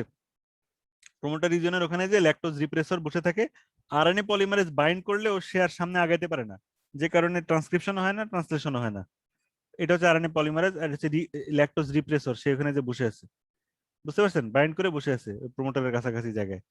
স্যার ল্যাকটোজ রিপ্রেসার কি স্যার এক ধরনের ট্রান্সক্রিপশন ফ্যাক্টর যেটা ইনহিবিট করতেছে? হ্যাঁ, এক ধরনের ট্রান্সক্রিপশন ফ্যাক্টর, সাধারণত প্রমোট করার ক্ষেত্রে ব্যবহৃত হয়, তবে টেকনিক্যালি হ্যাঁ এটা একটা ট্রান্সক্রিপশন ফ্যাক্টরই বটে, ঠিক আছে? তো সে ওখানে যে বাইন্ড করে বসে আছে ওই ডিএনএ এর সাথে, যে কারণে আরএনএ পলিমারেজ সামনে মানে 5 প্রাইম টু 3 প্রাইম এন্ডে যাওয়ার সময় ব্লক হয়ে যাচ্ছে, বাধা পাচ্ছে এখানে, বুঝতে পারছেন? হ্যাঁ, আচ্ছা। হ্যাঁ, এখন যখন ল্যাকটোজ তার শরীরে ঢুকে একটা নির্দিষ্ট কনসেন্ট্রেশন পর্যন্ত ঢুকলে কি হয়, ল্যাকটোজ যে ওই আর কি ল্যাকটোজ ল্যাকটোজ বা রিপ্রেসরের সাথে যে বাইন্ড করে তখন এটা ওপেন হয়ে যায়, ওই ক্লিপ আটকানো থাকে, ল্যাকটোজ রিপ্রেসর গেলে ওই ক্লিপটা খুলে যায়, খুলে সেখানে সরে আসে, তখন আরএনএ পলিমারেজ সাই সাই করে আর কি ট্রান্সক্রিপশনটা কমপ্লিট করতে পারে। বুঝতে পারছেন? জি স্যার। হ্যাঁ জি বুঝতে স্যার, বুঝতে পেরেছি স্যার। হ্যাঁ। তো এখন এই আরএনএ পলিমারেজ যদি করতে পারে তাহলে দেখেন এই এই একটা এমআরএনএ থেকেই এই বিটা গ্যালাক্টোসাইডেজও হবে, পারমিয়াস হবে, ট্রান্সসাইসিডারেজ হবে, একদম সিকোয়েন্সিয়ালি হয়ে যাবে। একাধিক রাইবোজোম যে বাইন্ড করবে একই প্রোটিন তৈরি করার জন্য এট এ টাইম একাধিক রাইবোজোম বাইন্ড করে থাকা, এটা কি প্রোক্যারিওটের বৈশিষ্ট্য না ইউক্যারিওটের বৈশিষ্ট্য নাকি দুটোই? স্যার এটা তো ইউক্যারিওটে ছিল। হ্যাঁ হ্যাঁ হ্যালো, দুটোই না, দুটোই তো, দুই ক্ষেত্রেই হয়, কিন্তু প্রোক্যারিওটের ক্ষেত্রে আলাদা ব্যাপার হচ্ছে যে এখানে একই আর কি এমআরএনএ এর মধ্যে একাধিক প্রোটিন আছে, এটাই পার্থক্য, কিন্তু একই সাথে একাধিক রাইবোজোম কাজ করতেছে, সেটা প্রোক্যারিওটে করে ইউক্যারিওটে করে। ঠিক আছে, শুনছেন জিনিসটা বোঝা গেছে? Okay sir sir. একাধিক রাইবোজোম স্যার প্রোক্যারিওটিক ইউক্যারিওটিক দুটোতেই কাজ করছে, কিন্তু প্রোটিন তৈরি করার ক্ষেত্রে একটা প্রোটিন তৈরি করছে ইউক্যারিওটে আর হচ্ছে প্রোক্যারিওটে একাধিক প্রোটিন তৈরি করতেছে অ্যাট এ স্যার। টাইম, হ্যাঁ। এবং At a time. হ্যাঁ, এবং একাধিক প্রোটিন র্যান্ডমলি না, মেটাবলিক্যালি রিলেটেড প্রোটিন আর কি, একই মেটাবলিক পাথওয়ের প্রোটিন, কারণ লাগলে তার পুরো পাথওয়েটাই কাজে লাগে। যেমন যখন পরিবেশে ল্যাকটোজ নাই তখন ইকোলাই এই ল্যাকটোজকে ব্রেকডাউন করার পাথওয়েরও দরকার নাই, তখন সে এই পাথওয়েতে প্রয়োজন যে তিনটা প্রোটিন একটাও তো সে তৈরি করে না, আর যখন দরকার তিনটাই তৈরি করে এক চান্সে। আমি কি জিনিসটা বুঝাতে পারছি? হ্যাঁ জি স্যার, জি হ্যাঁ জি স্যার। স্যার। হ্যাঁ। তো এরকম এই যে রেগুলেশন অফ জিন এক্সপ্রেশনের কিন্তু এটা একটা অংশ, কিন্তু আমি বলে ফেললাম এখানে। ঠিক আছে, এখন ইউক্যারিওটের ক্ষেত্রে ব্যাপারটা তা না, ইউক্যারিওটের ক্ষেত্রে হচ্ছে এরকম এক চান্সে করা হয় না, আমরা অনেক বিলাসিতা করতে পারি, আমাদের সেই সুযোগ আছে, আমাদের মেটাবলিক কমপ্লেক্সিটি কারণে আমরা অপচয় করতে পারি, ব্যাকটেরিয়ার সেই সামর্থ্যটা নাই, সে অপচয় করতে করতে গেলে মারা পড়বে। ঠিক আছে, বুঝতে পারছেন জিনিসটা? জি স্যার। হ্যাঁ। আচ্ছা, আর এইখানে কিভাবে অপ্রেসরটা রিলিজ হচ্ছে, রিপ্রেসরটা রিলিজ হচ্ছে, অপেরনের আর কি রিপ্রেসর রিলিজ হচ্ছে কারণ ল্যাকটোজ নিজেই এখানে হচ্ছে এই মানে রিপ্রেসরকে ইনহিবিট করতেছে। ঠিক আছে, এর উল্টাটাও আছে, এটা তো নেগেটিভ, আর কখনো কখনো পজিটিভও থাকে, যেমন হচ্ছে গিয়ে ট্রান্সক্রিপশন ফ্যাক্টর প্রমোট করে, কিন্তু কোনো একটা প্রোডাক্ট এসে সেটাকে আবার ইনহিবিট করে। এখানে তো আগে থেকে ইনহিবিট হয়েছিল, যে যে মেটাবলিক মানে যেটা মেটাবলিক করতে হবে সে এসে সে সিগন্যাল দিচ্ছে তুমি এখন ইনহিবিট করো না। আবার এর উল্টা ঘটনাও ঘটতে পারে যে আগে থেকে বাই ডিফল্ট স্টিমুলেটেড হয়েই বসেছিল, কিন্তু কোনো একটা সিগন্যাল এসে সেটাকে ইনহিবিট করলো, এখানে বাই ডিফল্ট অফ হয়ে থাকে, কিছু একটা এসে সেটাকে অন করে। আবার কখনো কখনো বাই ডিফল্ট অন হয়ে থাকে, সেটা কোনো একটা সিগন্যাল এসে সেটাকে অফ করে, এটাও হয়। বুঝতে পারছেন স্যার জিনিসটা? এখানে স্যার এই প্রসেসটা একটু আরেকবার বলবেন স্যার, যে এখানে অফ হয়ে আছে কিভাবে অন হইলো এই জিনিসটা? আচ্ছা, অফ হয়ে আছে মানে যখন ল্যাকটোজ নাই তখন তো ল্যাক রিপ্রেসর এসে আরএনএ পলিমারেজের পথে বাধা হয়ে দাঁড়ায় আছে, সেটা তখনই খুলবে যখন ওই ল্যাক অপেরনের কাজ করার সুযোগ হবে। কখন কাজ করার সুযোগ হবে? ল্যাকটোজ থাকলে। এখন ল্যাকটোজ যদি ইকোলাই সেলে ঢুকে পড়ে তখন ল্যাকটোজ যে এই অপ্রেসরকে খুলে দিবে, মানে এই ল্যাক অপ্রেসরকে খুলে দিবে, তখন আরএনএ পলিমার তার মানে অফ ছিল এখন অন হয়ে যাবে। ঠিক আছে, বুঝতে পারছি স্যার। হ্যাঁ। আবার যখন ল্যাকটোজ ফুরিয়ে যাবে, ঠিক আছে, তখন কিন্তু আবার সেখানে যে বাইন্ড করে আটকায় দিবে। ঠিক আছে, জি স্যার। আচ্ছা। তো এটা হচ্ছে গিয়ে অর্থনৈতিক ব্যাপার আর কি, সোজা কথায়। হ্যাঁ, অর্থনীতি মানে হচ্ছে গিয়ে জীব জগতের অর্থনীতি কিসের উপর চলে? টাকার উপরে, এটিপি স্যার। এটিপির উপরে। আচ্ছা, আহ এখন ভাইরাসের ক্ষেত্রে ব্যাপারটা আরো মানে তাদেরকে আরো বেশি হিসাব করে চলতে হবে, নাকি তারা মানে যেরকম ইউক্যারিওট থেকে প্রোক্যারিওটরা হচ্ছে অনেক বেশি মিতব্যয়ী, তো ভাইরাসের জিনোম কি হবে? আরো বেশি মিতব্যয়ী হবে নাকি ইউক্যারিওটদের মতোই আর কি আহ দুই হাতে তারা মানে অপচয় করতে পারে?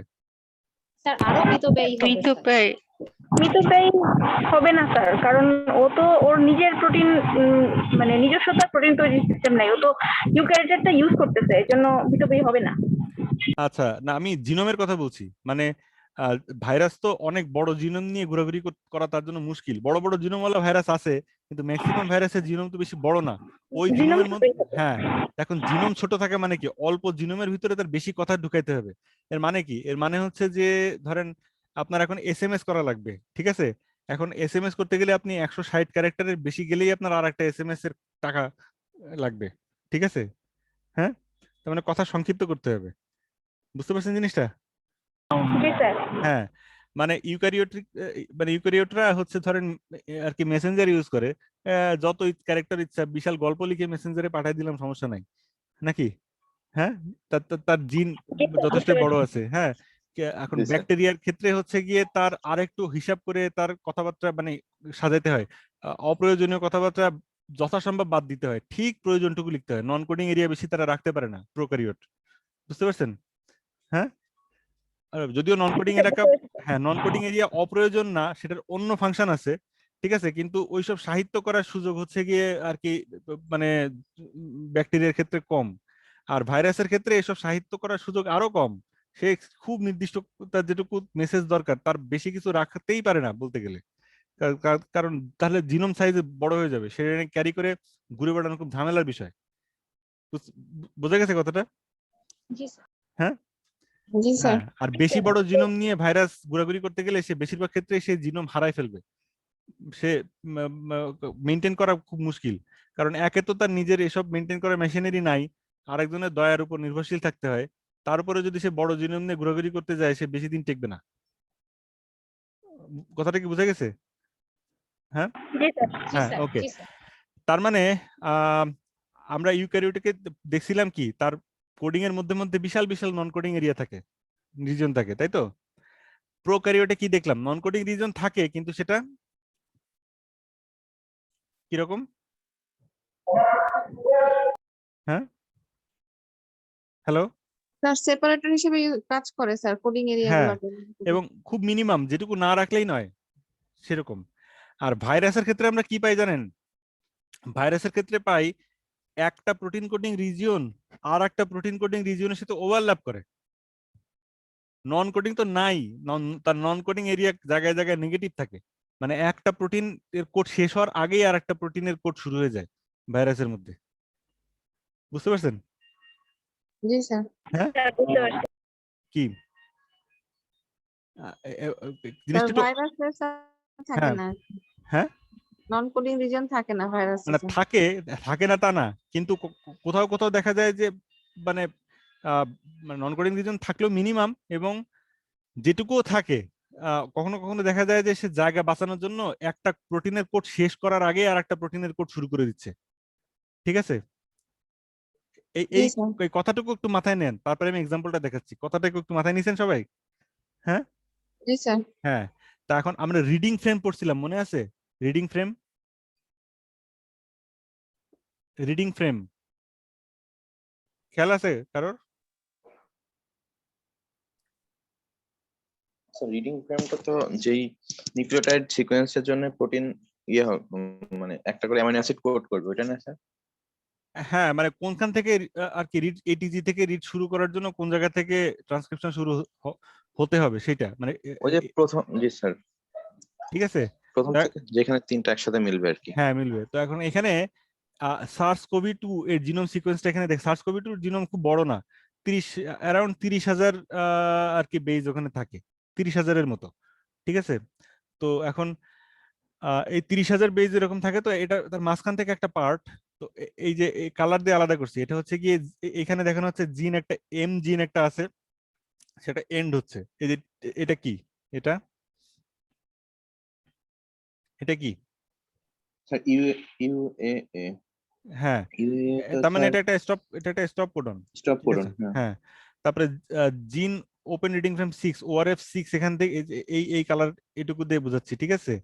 এখানেও এই যে এটিজি দিয়ে শেষ হয়েছে, আর এই যে টিএ দিয়ে শেষ শুরু হয়েছে। আর আরএনএ, আরএনএ ভাইরাস কিন্তু সবসময়, তো আমি বলছি যে এটাকে সবসময় প্লাস সেন্স ডিএনএ হিসেবে মানে লেখার নিয়ম, জি স্যার, এই জন্য লেখা এভাবে, হ্যাঁ, এই জন্য।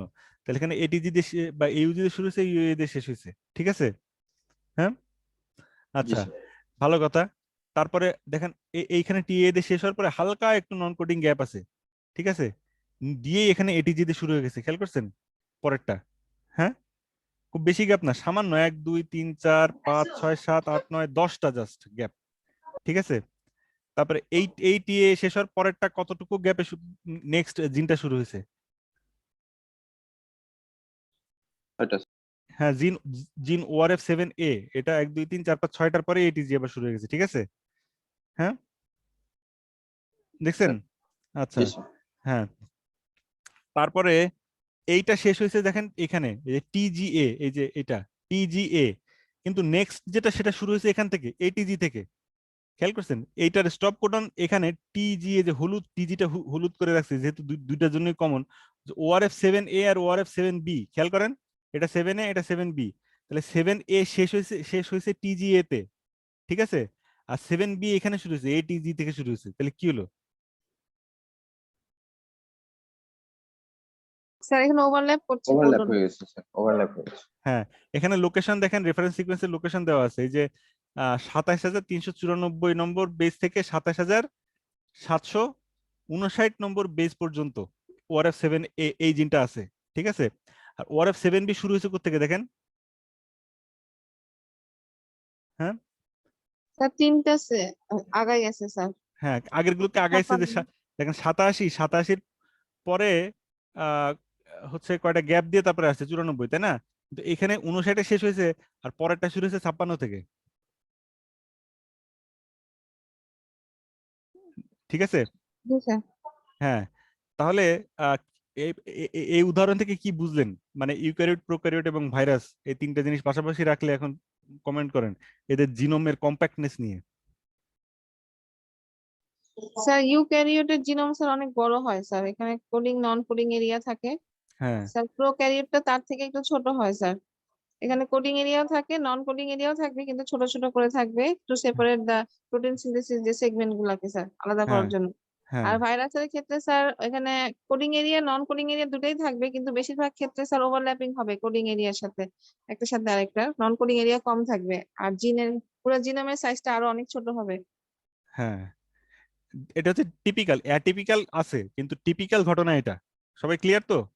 হ্যাঁ, আচ্ছা, এখন ভাইরাস কেন তাহলে আলটিমেটলি ওভারল্যাপ, মানে তার প্রোটিন কোডিং এরিয়া গুলো কেন ওভারল্যাপ করে যাচ্ছে? মাঝখানে নন কোডিং এরিয়া তো মানে কখনো কখনো থাকেই না, উল্টা একটা আর একটার মধ্যে ঢুকে বসে থাকে। এটা কেন হয় তাহলে?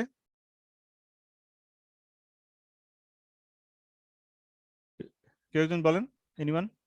স্যার ভাইরাসে কি স্যার ট্রান্সমিশনের সুবিধার জন্য স্যার, নাহলে জিনোম হারা যাবে। হ্যাঁ, যত বড় জিনোম, ভাইরাস তো হচ্ছে যাযাবর, তাই না? সে তো একটা ফিক্সড কিছু না, সে খালি এক জায়গায় তার জায়গায়, তার তো কোনো নির্দিষ্ট বাসস্থান নাই, আজকে এখানে কালকে ওখানে। হ্যাঁ, এখন মনে করেন যাযাবর জনগোষ্ঠীদের কি মালপত্র, বিশাল প্যাকিং করে মালপত্র নিয়ে ঘোরাঘুরি করা সুবিধা, নাকি অল্প জিনিস নিয়ে ঘোরাঘুরি করা সুবিধা? বলেন তো। স্যার অল্প জিনিস নেই ঘোরাঘুরি সুবিধা। বোঝা গেছে জিনিসটা? হ্যাঁ, ক্লিয়ার হয়েছে কিনা সবার কাছে কথাটা? আচ্ছা, জি স্যার, ক্লিয়ার হ্যাঁ, স্যার। আচ্ছা, আ- এখানে যে সার্স কোভি 2 জিনোমের করা হয়েছে, এখানে 10টা রিডিং ফ্রেম আছে এবং তার মানে মোটামুটি 27টা না কয়টা জানি মানে মতো জিন আছে, এবং এখন পর্যন্ত যতগুলো কমন মিউটেশন পাওয়া গেছে সব এই চিহ্ন দিয়ে দেখানো হয়েছে। এই যেমন ধরেন আহ খুব কমন একটা মিউটেশন হচ্ছে D614G, এটার নাম শুনছেন আগে কেউ? এই যে এখানে দেখাচ্ছে, ঠিক আছে? হুম,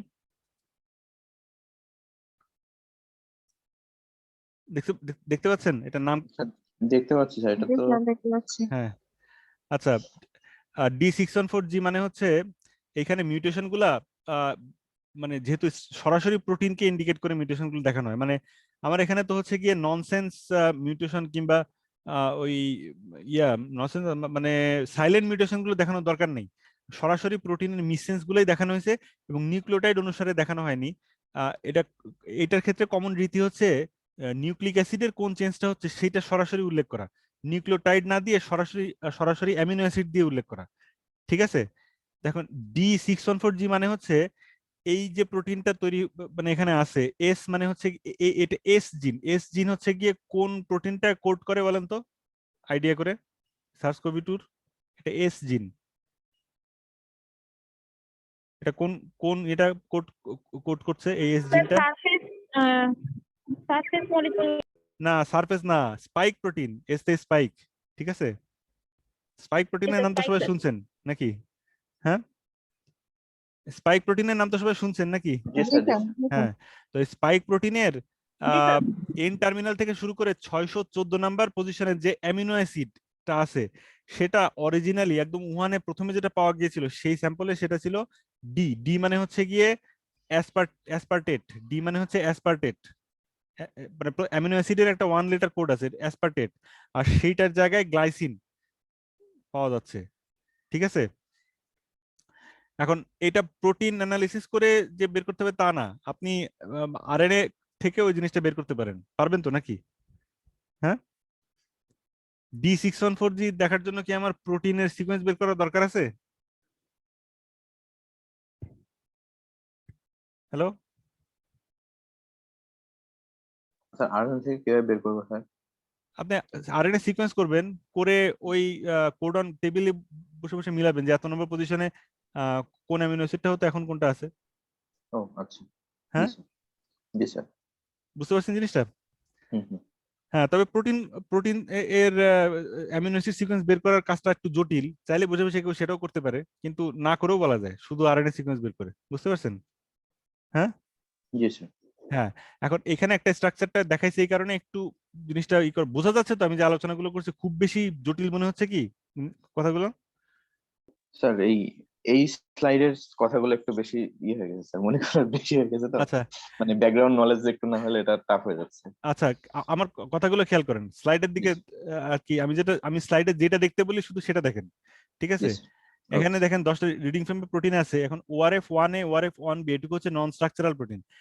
সেলের ভিতরে ঢুকে এই ভাইরাসটা প্রথমে কি করে, সে প্রথমে হচ্ছে গিয়ে এই তার এমআরএনএটাকে, মানে সে তো সরাসরি এমআরএনএ ফরম্যাটেই থাকে, এখন সেটাকে ইউজ করে সে প্রথমে কিছু নন স্ট্রাকচারাল প্রোটিন তৈরি করে। অর্থাৎ এই নন স্ট্রাকচারাল প্রোটিন মানে হচ্ছে যে ও ওই ভাইরাসের সংখ্যা বাড়ানোর জন্য হেল্পিং হ্যান্ড হিসেবে কিছু প্রোটিন আগেই সে বানায় ফেলে। ঠিক আছে, জিনিসটা বুঝতে পারছেন? জি স্যার।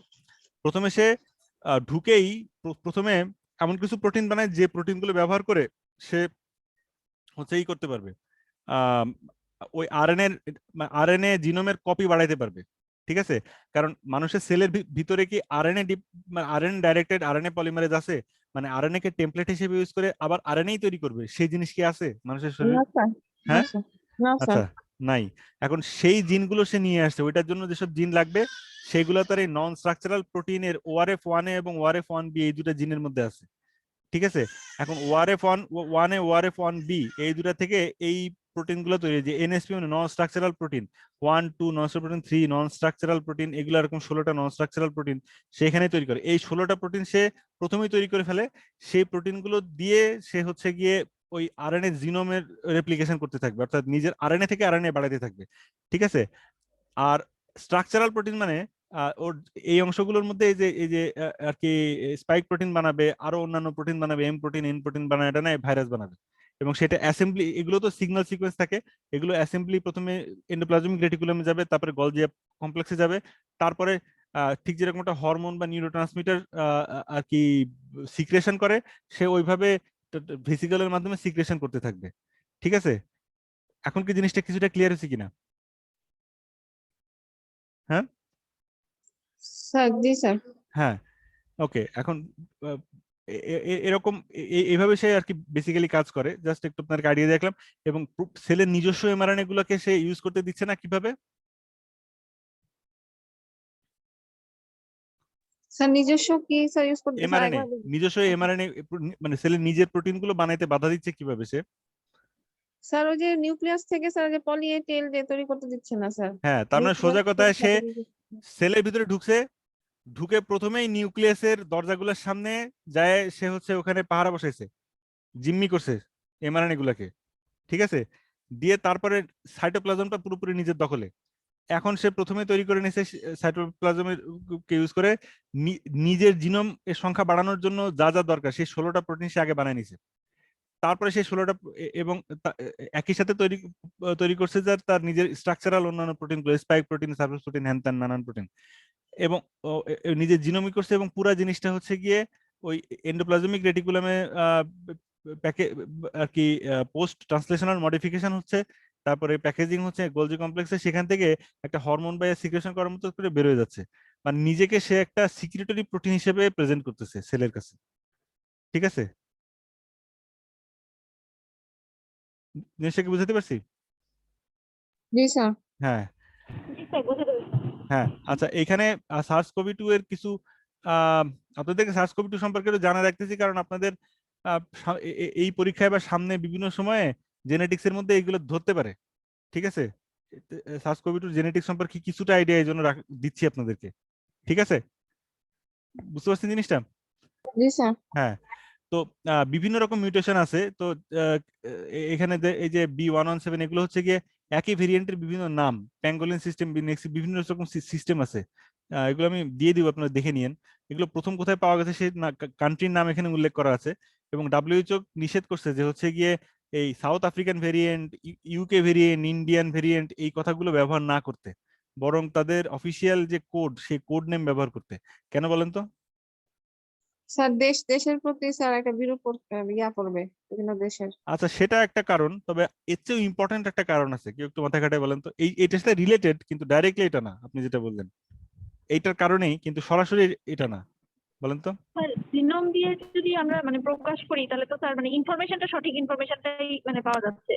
দেশের নাম দিয়ে স্যার এক্সট্রাক্ট করলে তো এটা তার মানে ইনফরমেশনটা পাওয়া যাচ্ছে না, এই জন্য।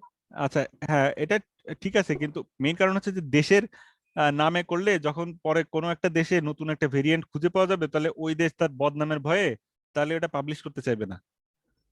ঠিক আছে, বুঝছেন জি জিনিসটা? স্যার। হ্যাঁ, জি স্যার। জি স্যার। তখন তখন ক্ষতি কার হবে?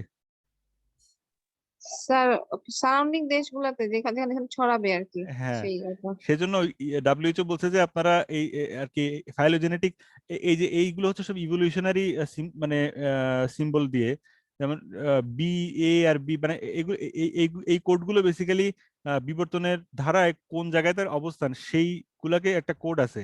সেইটা নিয়ে আমি ডিটেইল আপনাদেরকে বলে মাথা খারাপ করবো না, তবে এগুলো ফাইলোজেনেটিক বা ইভলিউশনারি কোড, এটা দিয়ে প্রকাশ করতে বলছে দেশের নামের পরিবর্তে। ঠিক আছে, আচ্ছা, এখন আহ, এই যে এইগুলো আমি কোড দিয়ে দিয়েছি। এই যে হলুদ মানে হচ্ছে কি, এগুলো এসি মানে S2 receptor, angiotensin converting enzyme 2 রিসেপ্টরের সাথে বাইন্ডিং এফিনিটি বাড়ায়। যে হলুদ কোড দেওয়া যেগুলো আছে, নীল কোড দেওয়া যেটা আছে, এটা সেলের এন্ট্রিটা ইজি করে। আর হচ্ছে এই পার্পল কোড যেটা মানে যে এইগুলো দেওয়া আছে, এগুলো হচ্ছে কি করে, দেখতে পাচ্ছেন কি করে? স্যার হ্যাঁ ইমিউনাইজেশন। জি স্যার। হ্যাঁ হ্যাঁ, মানে আগে থেকে থাকা অ্যান্টিবডি গুলো আর কাজ করে না। ঠিক আছে, বা কম কাজ করে, করে না বলা ঠিক না, কম কাজ করে। বুঝতে পারছেন এগুলার এখন এটা অনেক মেকানিজমে কাজ করে, যেমন এখানে উদাহরণস্বরূপ D614G। আচ্ছা, এগুলো তো বুঝছেন। E484K, এটা দিয়ে কি বোঝানো হচ্ছে বলেন তো কেউ একজন?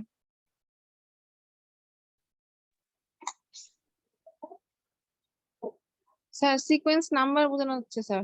হ্যাঁ, 484 হচ্ছে স্পাইক প্রোটিনের এন টার্মিনাল থেকে শুরু করে amino acid, not nucleic acid, amino অ্যাসিডের পজিশন। 448 নম্বর পজিশনে কি ঘটনা ঘটছে? পয়েন্ট মিউটেশন বোঝাচ্ছে। 448 নম্বর পজিশনে পয়েন্ট মিউটেশনের জন্য অ্যামিনো অ্যাসিডের কি চেঞ্জ হয়েছে বলেন তো? 484, 48 না, সরি, 484 নম্বর পজিশনে কি চেঞ্জ হয়েছে?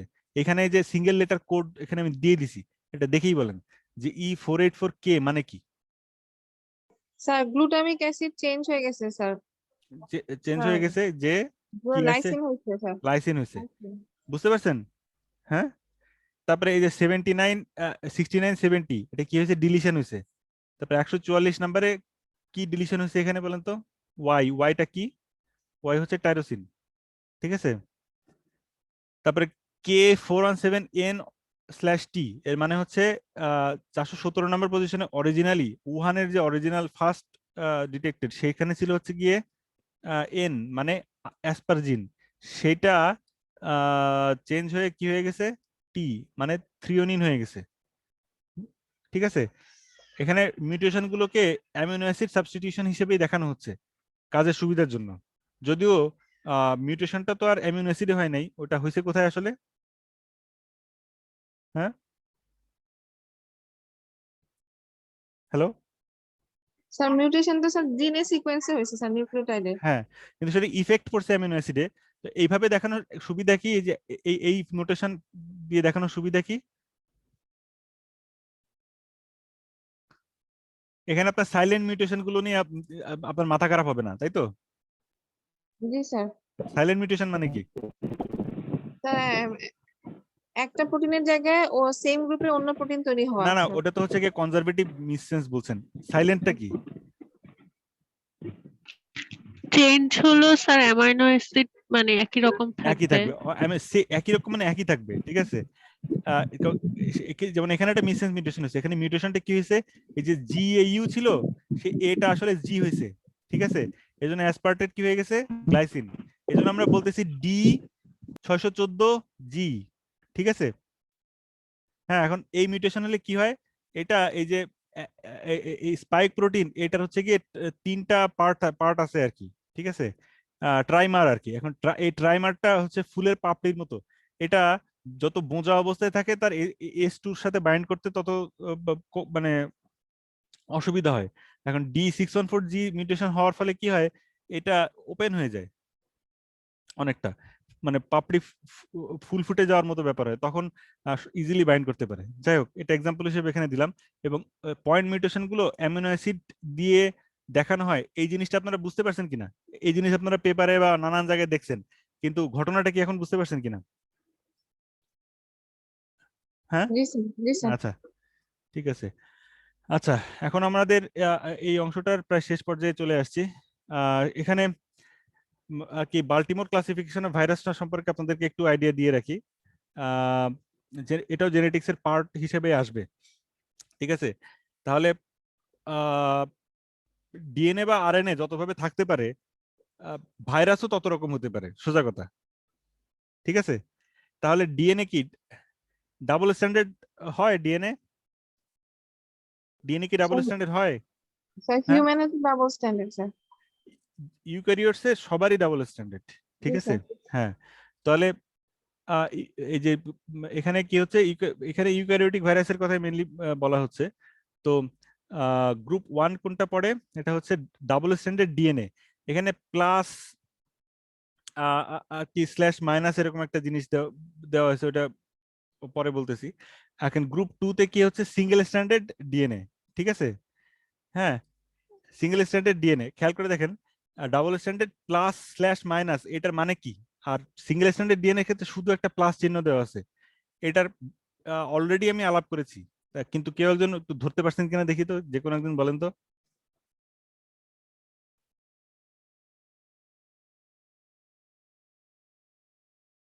প্লাস স্ট্যান্ড কাকে বলে? স্যার কমপ্লিমেন্টারি স্ট্র্যান্ড গুলাকে স্যার, প্লাস, ডাবল স্ট্র্যান্ড যে থাকে স্যার। হ্যাঁ, প্লাস স্ট্যান্ড কোনটাকে বলে? স্যার যেখান থেকে স্যার কমপ্লিমেন্টারি স্ট্র্যান্ডটাকে মনে হয় স্যার প্লাস স্ট্র্যান্ড বলে স্যার। না, কমপ্লিমেন্টারি না, এমআরএনএ এর সাথে সম্পর্ক। স্যার যেটার মতো করে মানে যেটা সিকোয়েন্স অনুযায়ী হচ্ছে এমআরএনএ তৈরি হয়। মানে এমআরএনএ সিকোয়েন্স আর ডিএনএ যে স্ট্র্যান্ডের সিকোয়েন্সটা সেম, জাস্ট টি জায়গায় ইউ, আর বাকি সব কমপ্লিমেন্টারি না, সেম টু সেম, সেটা হচ্ছে গিয়ে প্লাস স্ট্যান্ড, ঠিক আছে। আর এমআরএনএ ইটসেলফ এটা সিনথেসিস হয় হচ্ছে মাইনাস স্ট্যান্ড থেকে, ঠিক আছে, কারণ ওইটার কমপ্লিমেন্টারি। মনে পড়ছে কিনা সবার? হ্যাঁ, জি স্যার। আচ্ছা, ওকে। তাহলে প্লাস স্ট্যান্ড ডাবল স্ট্যান্ডের ডিএনএ ক্ষেত্রে প্লাস মাইনাস কেন লিখছে বুঝতে পারছেন? জি স্যার, একটা প্লাস থাকলে স্যার একটা মাইনাস, দুইটা হ্যাঁ, থাকে স্যার। হ্যাঁ। আর আর সিঙ্গেল স্ট্যান্ডার্ড ডিএনএ ভাইরাস যেগুলো, সেগুলোতে শুধু একটা প্লাস দেওয়া কেন বলেন তো?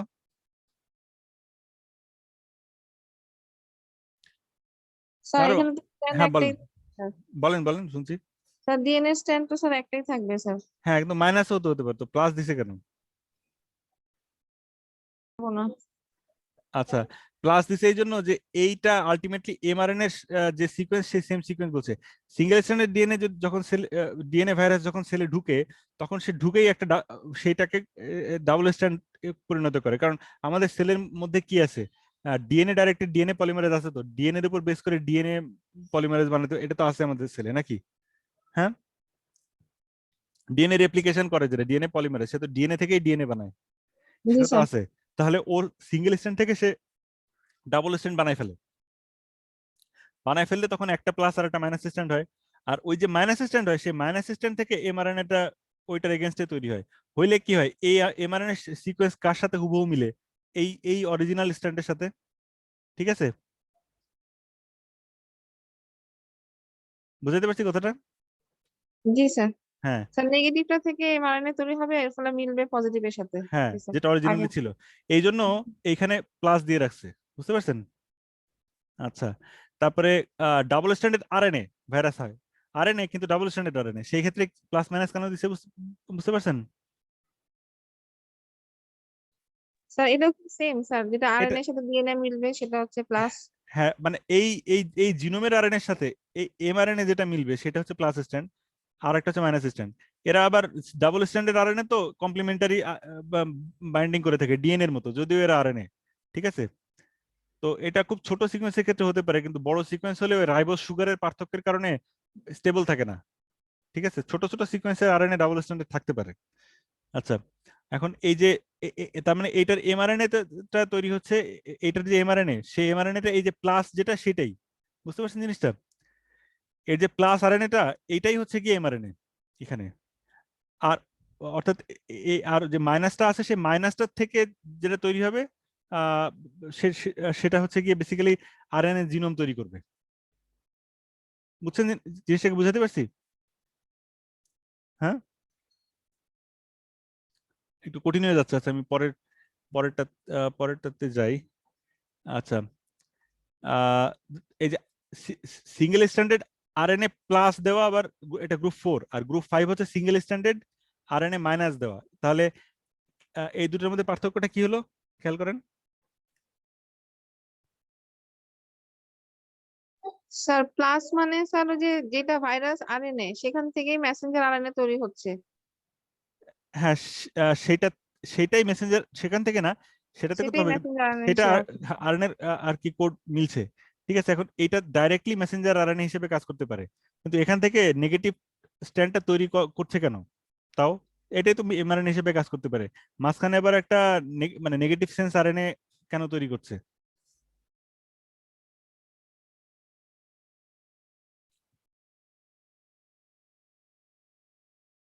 স্যার বলতে পারবো না স্যার। একটা নেগেটিভ সেন্স আরএনএ তৈরি না করলে এই যখন ভাইরাস রেপ্লিকেট করবে তখন কি শুধু এমআরএনএ থেকে প্রোটিন হলেই হবে, নাকি তার জিনোমটাও সে প্রোটিনের মধ্যে প্যাকেটে পুরে দেওয়া লাগবে? জিনোমটাও তো লাগবে নাকি? জি স্যার। হ্যাঁ, তাহলে জিনোমটা যদি এই প্লাস থেকেই জিনোম তৈরি হয় তাহলে তো সবগুলোর জিনোম উল্টে যাবে,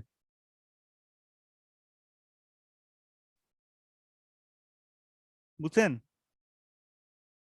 কমপ্লিমেন্টারি হয়ে যাবে যদি এখান থেকে জিনোম তৈরি করার চেষ্টা করে।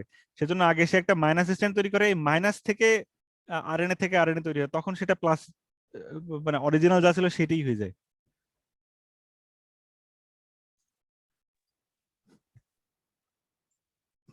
হ্যালো, জি স্যার।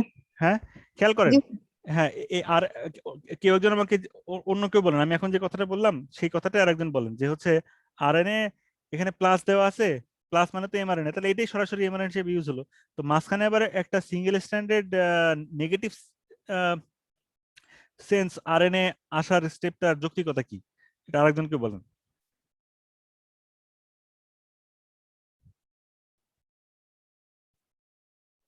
স্যার অরিজিনাল জিনোম তৈরি করে রাখার জন্য স্যার।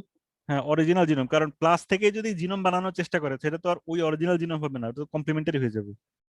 ঠিক আছে, তার মানে এই প্লাস আরএনএ কি করে, এই প্লাস আরএনএ ভাইরাসটা কি করছে, সে ঢুকছে, ঢুকে তার কিছু অংশ কিছু অংশ এমআরএনএ হিসেবে কাজ করছে।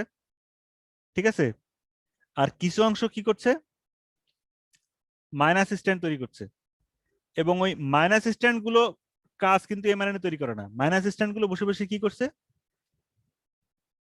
স্যার অরিজিনাল জিনোম তৈরি করছে জিনোম স্যার। তৈরি করছে। তার মানে অরিজিনাল জিনোম প্লাস স্ট্র্যান্ড তৈরি হতে হচ্ছে, আর ওদিকে এমআরএনএ থেকে প্রোটিন তৈরি হচ্ছে। এই দুটো কম্বিনেশনে অরিজিনাল ভাইরাসের কপি বাড়তেছে। ঠিক আছে? জি আচ্ছা। স্যার।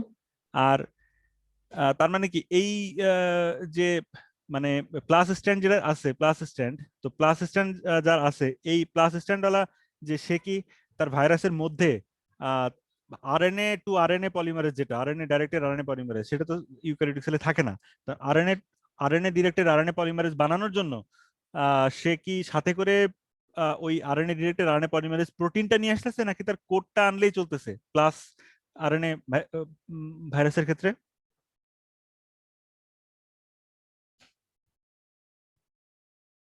ভাইরাসে তো প্রোটিনও থাকে, এখন সে কি প্রোটিন শুদ্ধ তার আসার দরকার, নাকি প্রোটিনের কোডটুকু নিয়ে আসলেই তার চলে এক্ষেত্রে? কোডটুকু নিয়ে আসলেই চলে স্যার।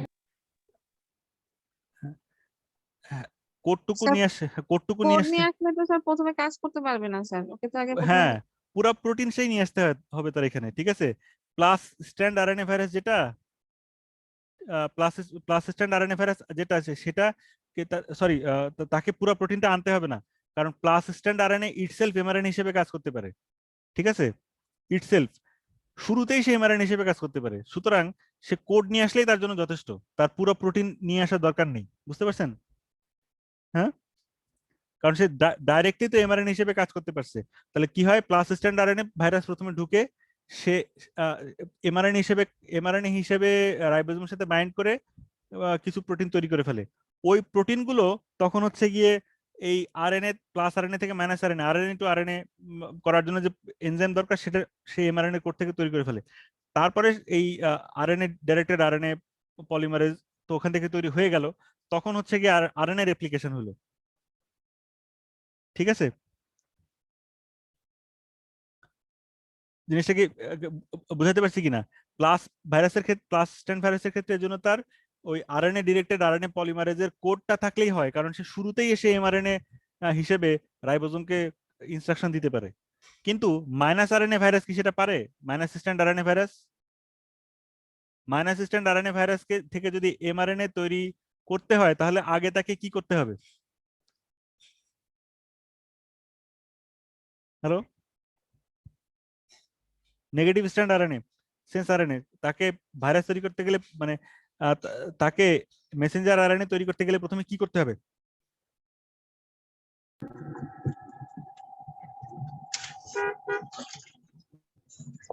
হ্যাঁ, হ্যালো, স্যার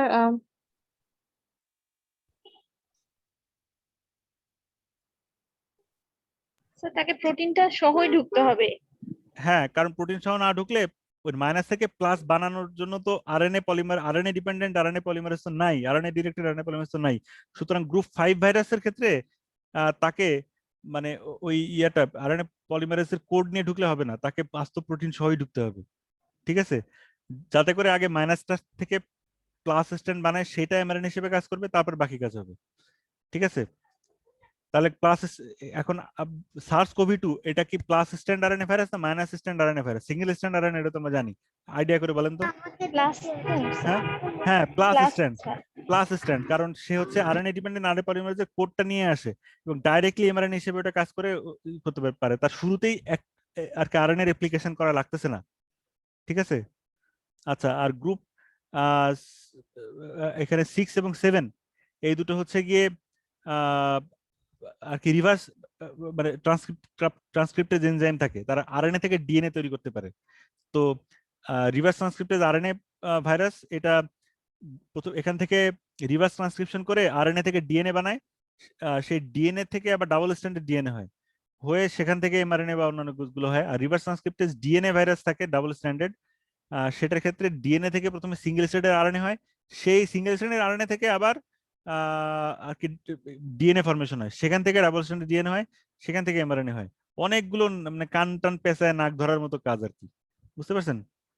এখানে ঘটে এগুলোকে বলে রেট্রো ভাইরাস, রেট্রো ট্রান্সক্রাইবিং ভাইরাস বা ট্রান্সক্রিপশন নরমালি কি হয়, আরএনএ থেকে ডিএনএ, ডিএনএ থেকে আরএনএ, কোনটা নরমালি হয়? ডিএনএ থেকে আরএনএ হয় স্যার, হ্যাঁ, আর রিভার্স ট্রান্সক্রিপশন মানে হচ্ছে উল্টা। উল্টাটা। তখন এগুলো রেট্রো, উল্টা বলে এটাকে বলে রেট্রো। আসলে কথা হচ্ছে কি, আমরা আগে তো সোজাটা বের করছি এই জন্য, এখন আগে যদি এটাই আবিষ্কৃত হতো তাহলে আমাদের এখনকার ট্রান্সক্রিপশনটাই হয়তো রিভার্স ট্রান্সক্রিপশন।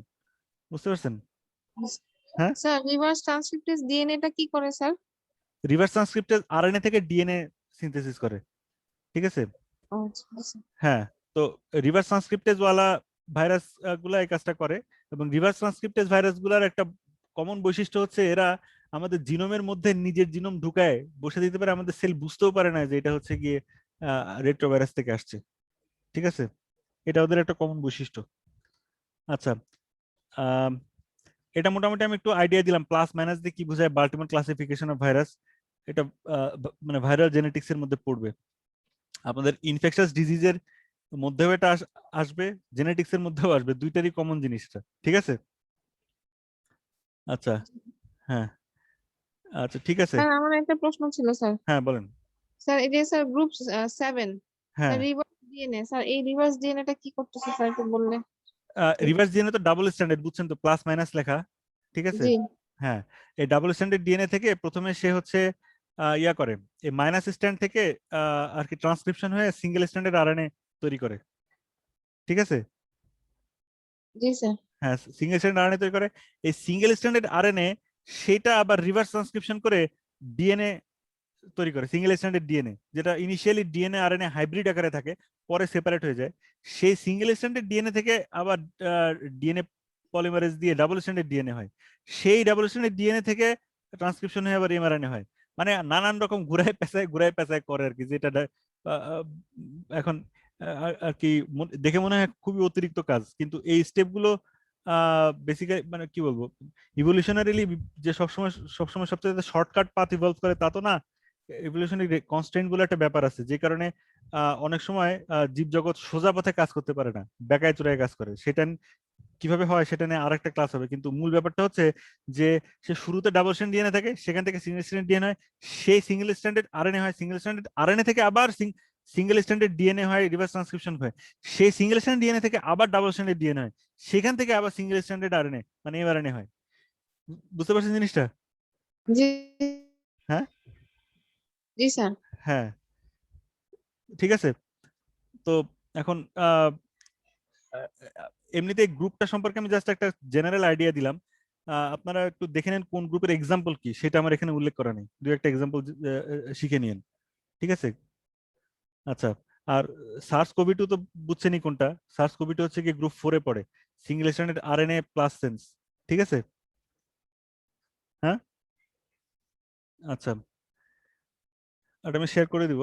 আচ্ছা, আর প্রোক্যারিওটসের টেলোমিয়ার কেন থাকে না?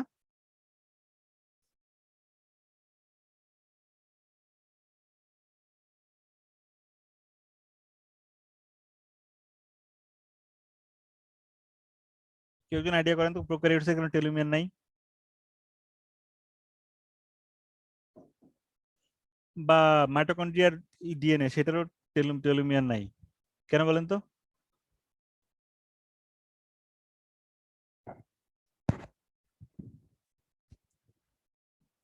হ্যালো, টেলোমিয়ার শর্টেনিং হলে আর সেল মানে ডিভাইড করবে না সেই জন্য।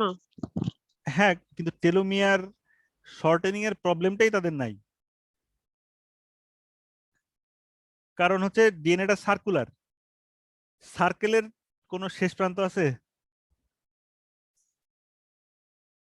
হ্যাঁ, জি না স্যার। হ্যাঁ, সেই কারণে ওদের টেলোমিয়ার নাই, টেলোমিয়ার শর্টেনিং এ ঝামেলাও নাই, প্র্যাকটিক্যালি তারা অমর, ঠিক আছে? এখন যদি অ্যান্টিবায়োটিক বা অন্যান্য ইয়াতে করে মানে মেরে না ফেলা হয় তাহলে অমর। আচ্ছা, তাহলে জাস্ট এইটা এবং পরে আর একটা স্লাইড আছে, এই দুইটা স্লাইড হলেই এখনকারটা শেষ। পরেরটা আমরা সন্ধ্যার সময় আমি ইয়া দিব, লিঙ্ক দিয়ে দিব আরেকটা। সেটা হচ্ছে এখানে যদি আমরা ইয়া ধরি তাহলে আরএনএ এর কিন্তু দুই ধরনের মানে প্রপার্টি আছে, মানে তারা প্রোটিনের মতো ক্যাটালাইসিস বা এনজাইমেটিক অ্যাক্টিভিটি করতে পারে, স্ট্রাকচারের মতো কাজ করতে পারে, আবার আরএনএ আবার হচ্ছে গিয়ে জিনোম মানে ইনফরমেশন হিসেবে কন্টেইনার হিসেবেও কাজ করতে পারে, তাই তো? এটা তো বুঝছেন নাকি? হ্যাঁ, হ্যালো। জি স্যার। হ্যাঁ, তো প্রি আরএনএ বেসড সিস্টেম যেটা অনেক আগে ছিল, সেটা আলটিমেটলি সব কাজই একাই করতো, একাই 100। তারপরে সেখান থেকে আরএনএ বেসড সিস্টেম আসলে তার এনজাইমেটিক ফাংশন গুলো অনেকটাই প্রোটিনের হাতে চলে গেল, আর হচ্ছে তার ইনফরমেশন ক্যারিং যে মানে কাজ, সেটা অনেকটাই ডিএনএ এর হাতে চলে গেল। তা এখন আমরা এই সিস্টেমে বসবাস করতেছি, বাট এটার আগের মানে ইভলিউশনের আগের স্টেপগুলো মোটামুটি এরকম। ঠিক আছে, এখনো আমাদের অনেকগুলো আরএনএ ক্যাটালাইটিক অ্যাক্টিভিটি আছে, শুধু মেসেঞ্জার আরএনএ এর ক্ষেত্রে নাই, অন্য সব আরএনএ এনজাইমেটিক বা স্ট্রাকচারাল কাজ করতে পারে। আর আমরা যদি মহাবিশ্বের শুরু এখান থেকে ধরি, তাহলে আরএনএ ওয়ার্ল্ড মানে আরএনএ ভিত্তিক জীবন যেটা, তার শুরুটা এখানে, আর এটা হচ্ছে কি বর্তমান কাল। তাহলে এর এবং এই কালের পরে এখন সন্ধ্যা 7টা কখন বাজবে সেটা মাইক্রোস্কোপ দিয়ে খুঁজে বের করে এখানে বসাইতে হবে, তখন আবার দেখা হবে। কারণ এই মুহূর্তে আপনাদের কোনো কোয়েরি যদি থাকে, তাহলে মানে বলতে পারেন আমি যথাসম্ভব আপনাদের যে সিলেবাসটা আছে সেইটা সবগুলো টপিক টাচ করার চেষ্টা করেছি খুবই অল্প সময়ের মধ্যে, এর জন্য লেকচারগুলো একটু লেংদি হয়ে গেছে। ঠিক আছে, কিন্তু আপনাদের যদি আর কোনো কারোর কোয়ারি থাকে তাহলে এখন বলতে পারেন। আর কি, আমি 1 মিনিট সময় নিচ্ছি, এর মধ্যে আপনারা একটু বলেন।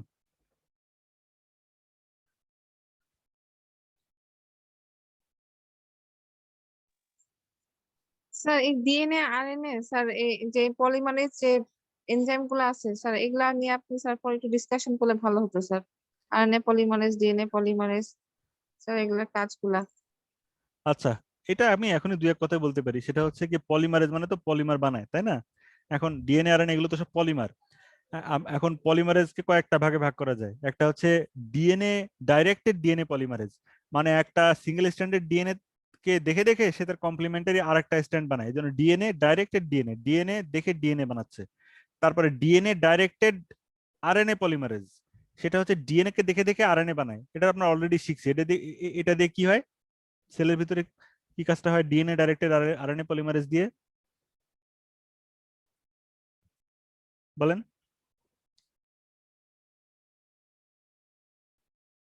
ডিএনএ অনুসারে আরএনএ আর কি বানাচ্ছে নরমালি, কি কারণে, কোন নরমাল প্রসেসটা এই কাজটা করে?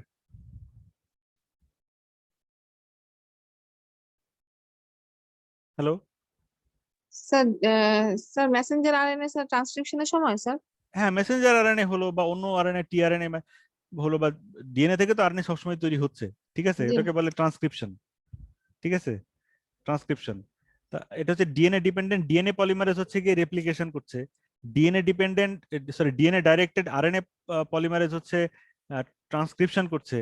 আচ্ছা, তাহলে বাকি কম্বিনেশন কি কি থাকে? ডিএনএ ডাইরেক্টেড ডিএনএ পলিমারেজ বলছি, ডিএনএ ডাইরেক্টেড আরএনএ পলিমারেজ বলছি, তাহলে আর দুইটা হয় কি কি? Sir RNA dependent RNA polymerase sir. হ্যাঁ, আরএনএ ডাইরেক্টেড আরএনএ পলিমারেজ, সেটা আমাদের সেলে নাই। সেটা কাদের থাকে? কাদের আরএনএ দেখে দেখে আরএনএ পলিমারেজ মানে আরএনএ কপি বাড়ানোর দরকার পড়ে? স্যার প্রোক্যারিওটের স্যার। প্রোক্যারিওট তো ডিএনএ থাকে, ভাইরাসের আরএনএ ভাইরাস। হ্যাঁ, রেট্রোভাইরাসে না রেট্রোভাইরাস না, আরএনএ দেখে আরএনএ বানানো। ঠিক আছে, আরএনএ দেখে দেখে সেই অনুযায়ী আরএনএ বানানো, সেটা হচ্ছে কি আরএনএ ভাইরাসের কাজে লাগে। ঠিক আছে, হ্যাঁ, ওটা হচ্ছে কি আরএনএ ডাইরেক্টেড আরএনএ পলিমারেজ। আরেকটা কি বাকি থাকে?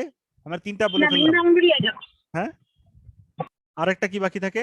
ডিএনএ ডাইরেক্টেড ডিএনএ পলিমারেজ বলছি, ডিএনএ স্যার ডাইরেক্টেড আরএনএ। হ্যাঁ, বলেন। স্যার আরেকটা হচ্ছে যে RNA directed DNA polymerase sir. Good, তাহলে সেটা আরেকটা নাম আছে, সেটা কি? আরএনএ ডিরেক্টেড ডিএনএ পলিমারেজের আরেকটা নাম আছে, sir reverse transcriptase. Reverse transcriptase, ওইটারই আরেকটা নাম। ঠিক আছে, তাহলে হয়ে গেছে পলিমারেজ যে আপনি জানতে চাচ্ছিলেন 4 রকম, বোঝা গেছে জি স্যার। কথাটা? হ্যাঁ, জি স্যার। জি স্যার। হ্যাঁ, sir thank good. You sir. আচ্ছা, তারপরে আর কিছু?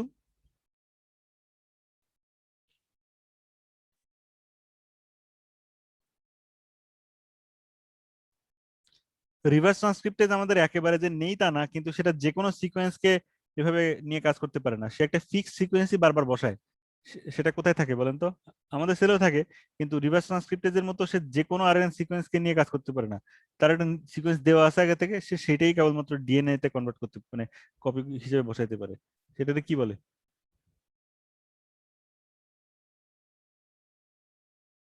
সেটাও এক ধরনের আরএনএ ডিরেক্টেড ডিএনএ পলিমারেজের মতোই, কিন্তু সেটা যে কোনো আরএনএ সিকোয়েন্স নিয়ে কাজ করতে পারে না। তার নিজের সাথে যেটুকু দেওয়া আছে টেমপ্লেট, ওইটাই খালি বসাইতে থাকে।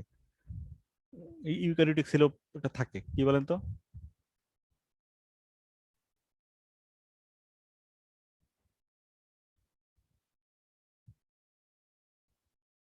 টেলোমারেজ, টেলোমারেজ মনে আছে? টেলোমিয়ারের লেন্থ বাড়ানোর জন্য স্টেম সেল এবং জার্ম সেলে কাজ করে।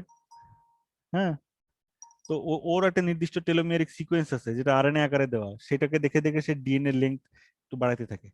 কিন্তু সে যে কোনো আরএনএ নিয়ে কাজ করতে পারে না, এই জন্য ঠিক টেকনিক্যালি সে full fledged RNA directed DNA polymerase না, কিন্তু তাও টেকনিক্যালি সেটা তাই। আচ্ছা, বোঝা গেছে জিনিসটা? জি হ্যাঁ, স্যার। হ্যাঁ। আচ্ছা, ঠিক আছে। আহ, আপ- আমি তাহলে এখন ক্লোজ করে দিচ্ছি। আমি পরবর্তী ক্লাসের শিডিউলটা পোস্ট করে দিব, লিঙ্কটা আজকেই নিতে হবে, সরি টাইম নাই একদম। আচ্ছা, থ্যাংক ইউ।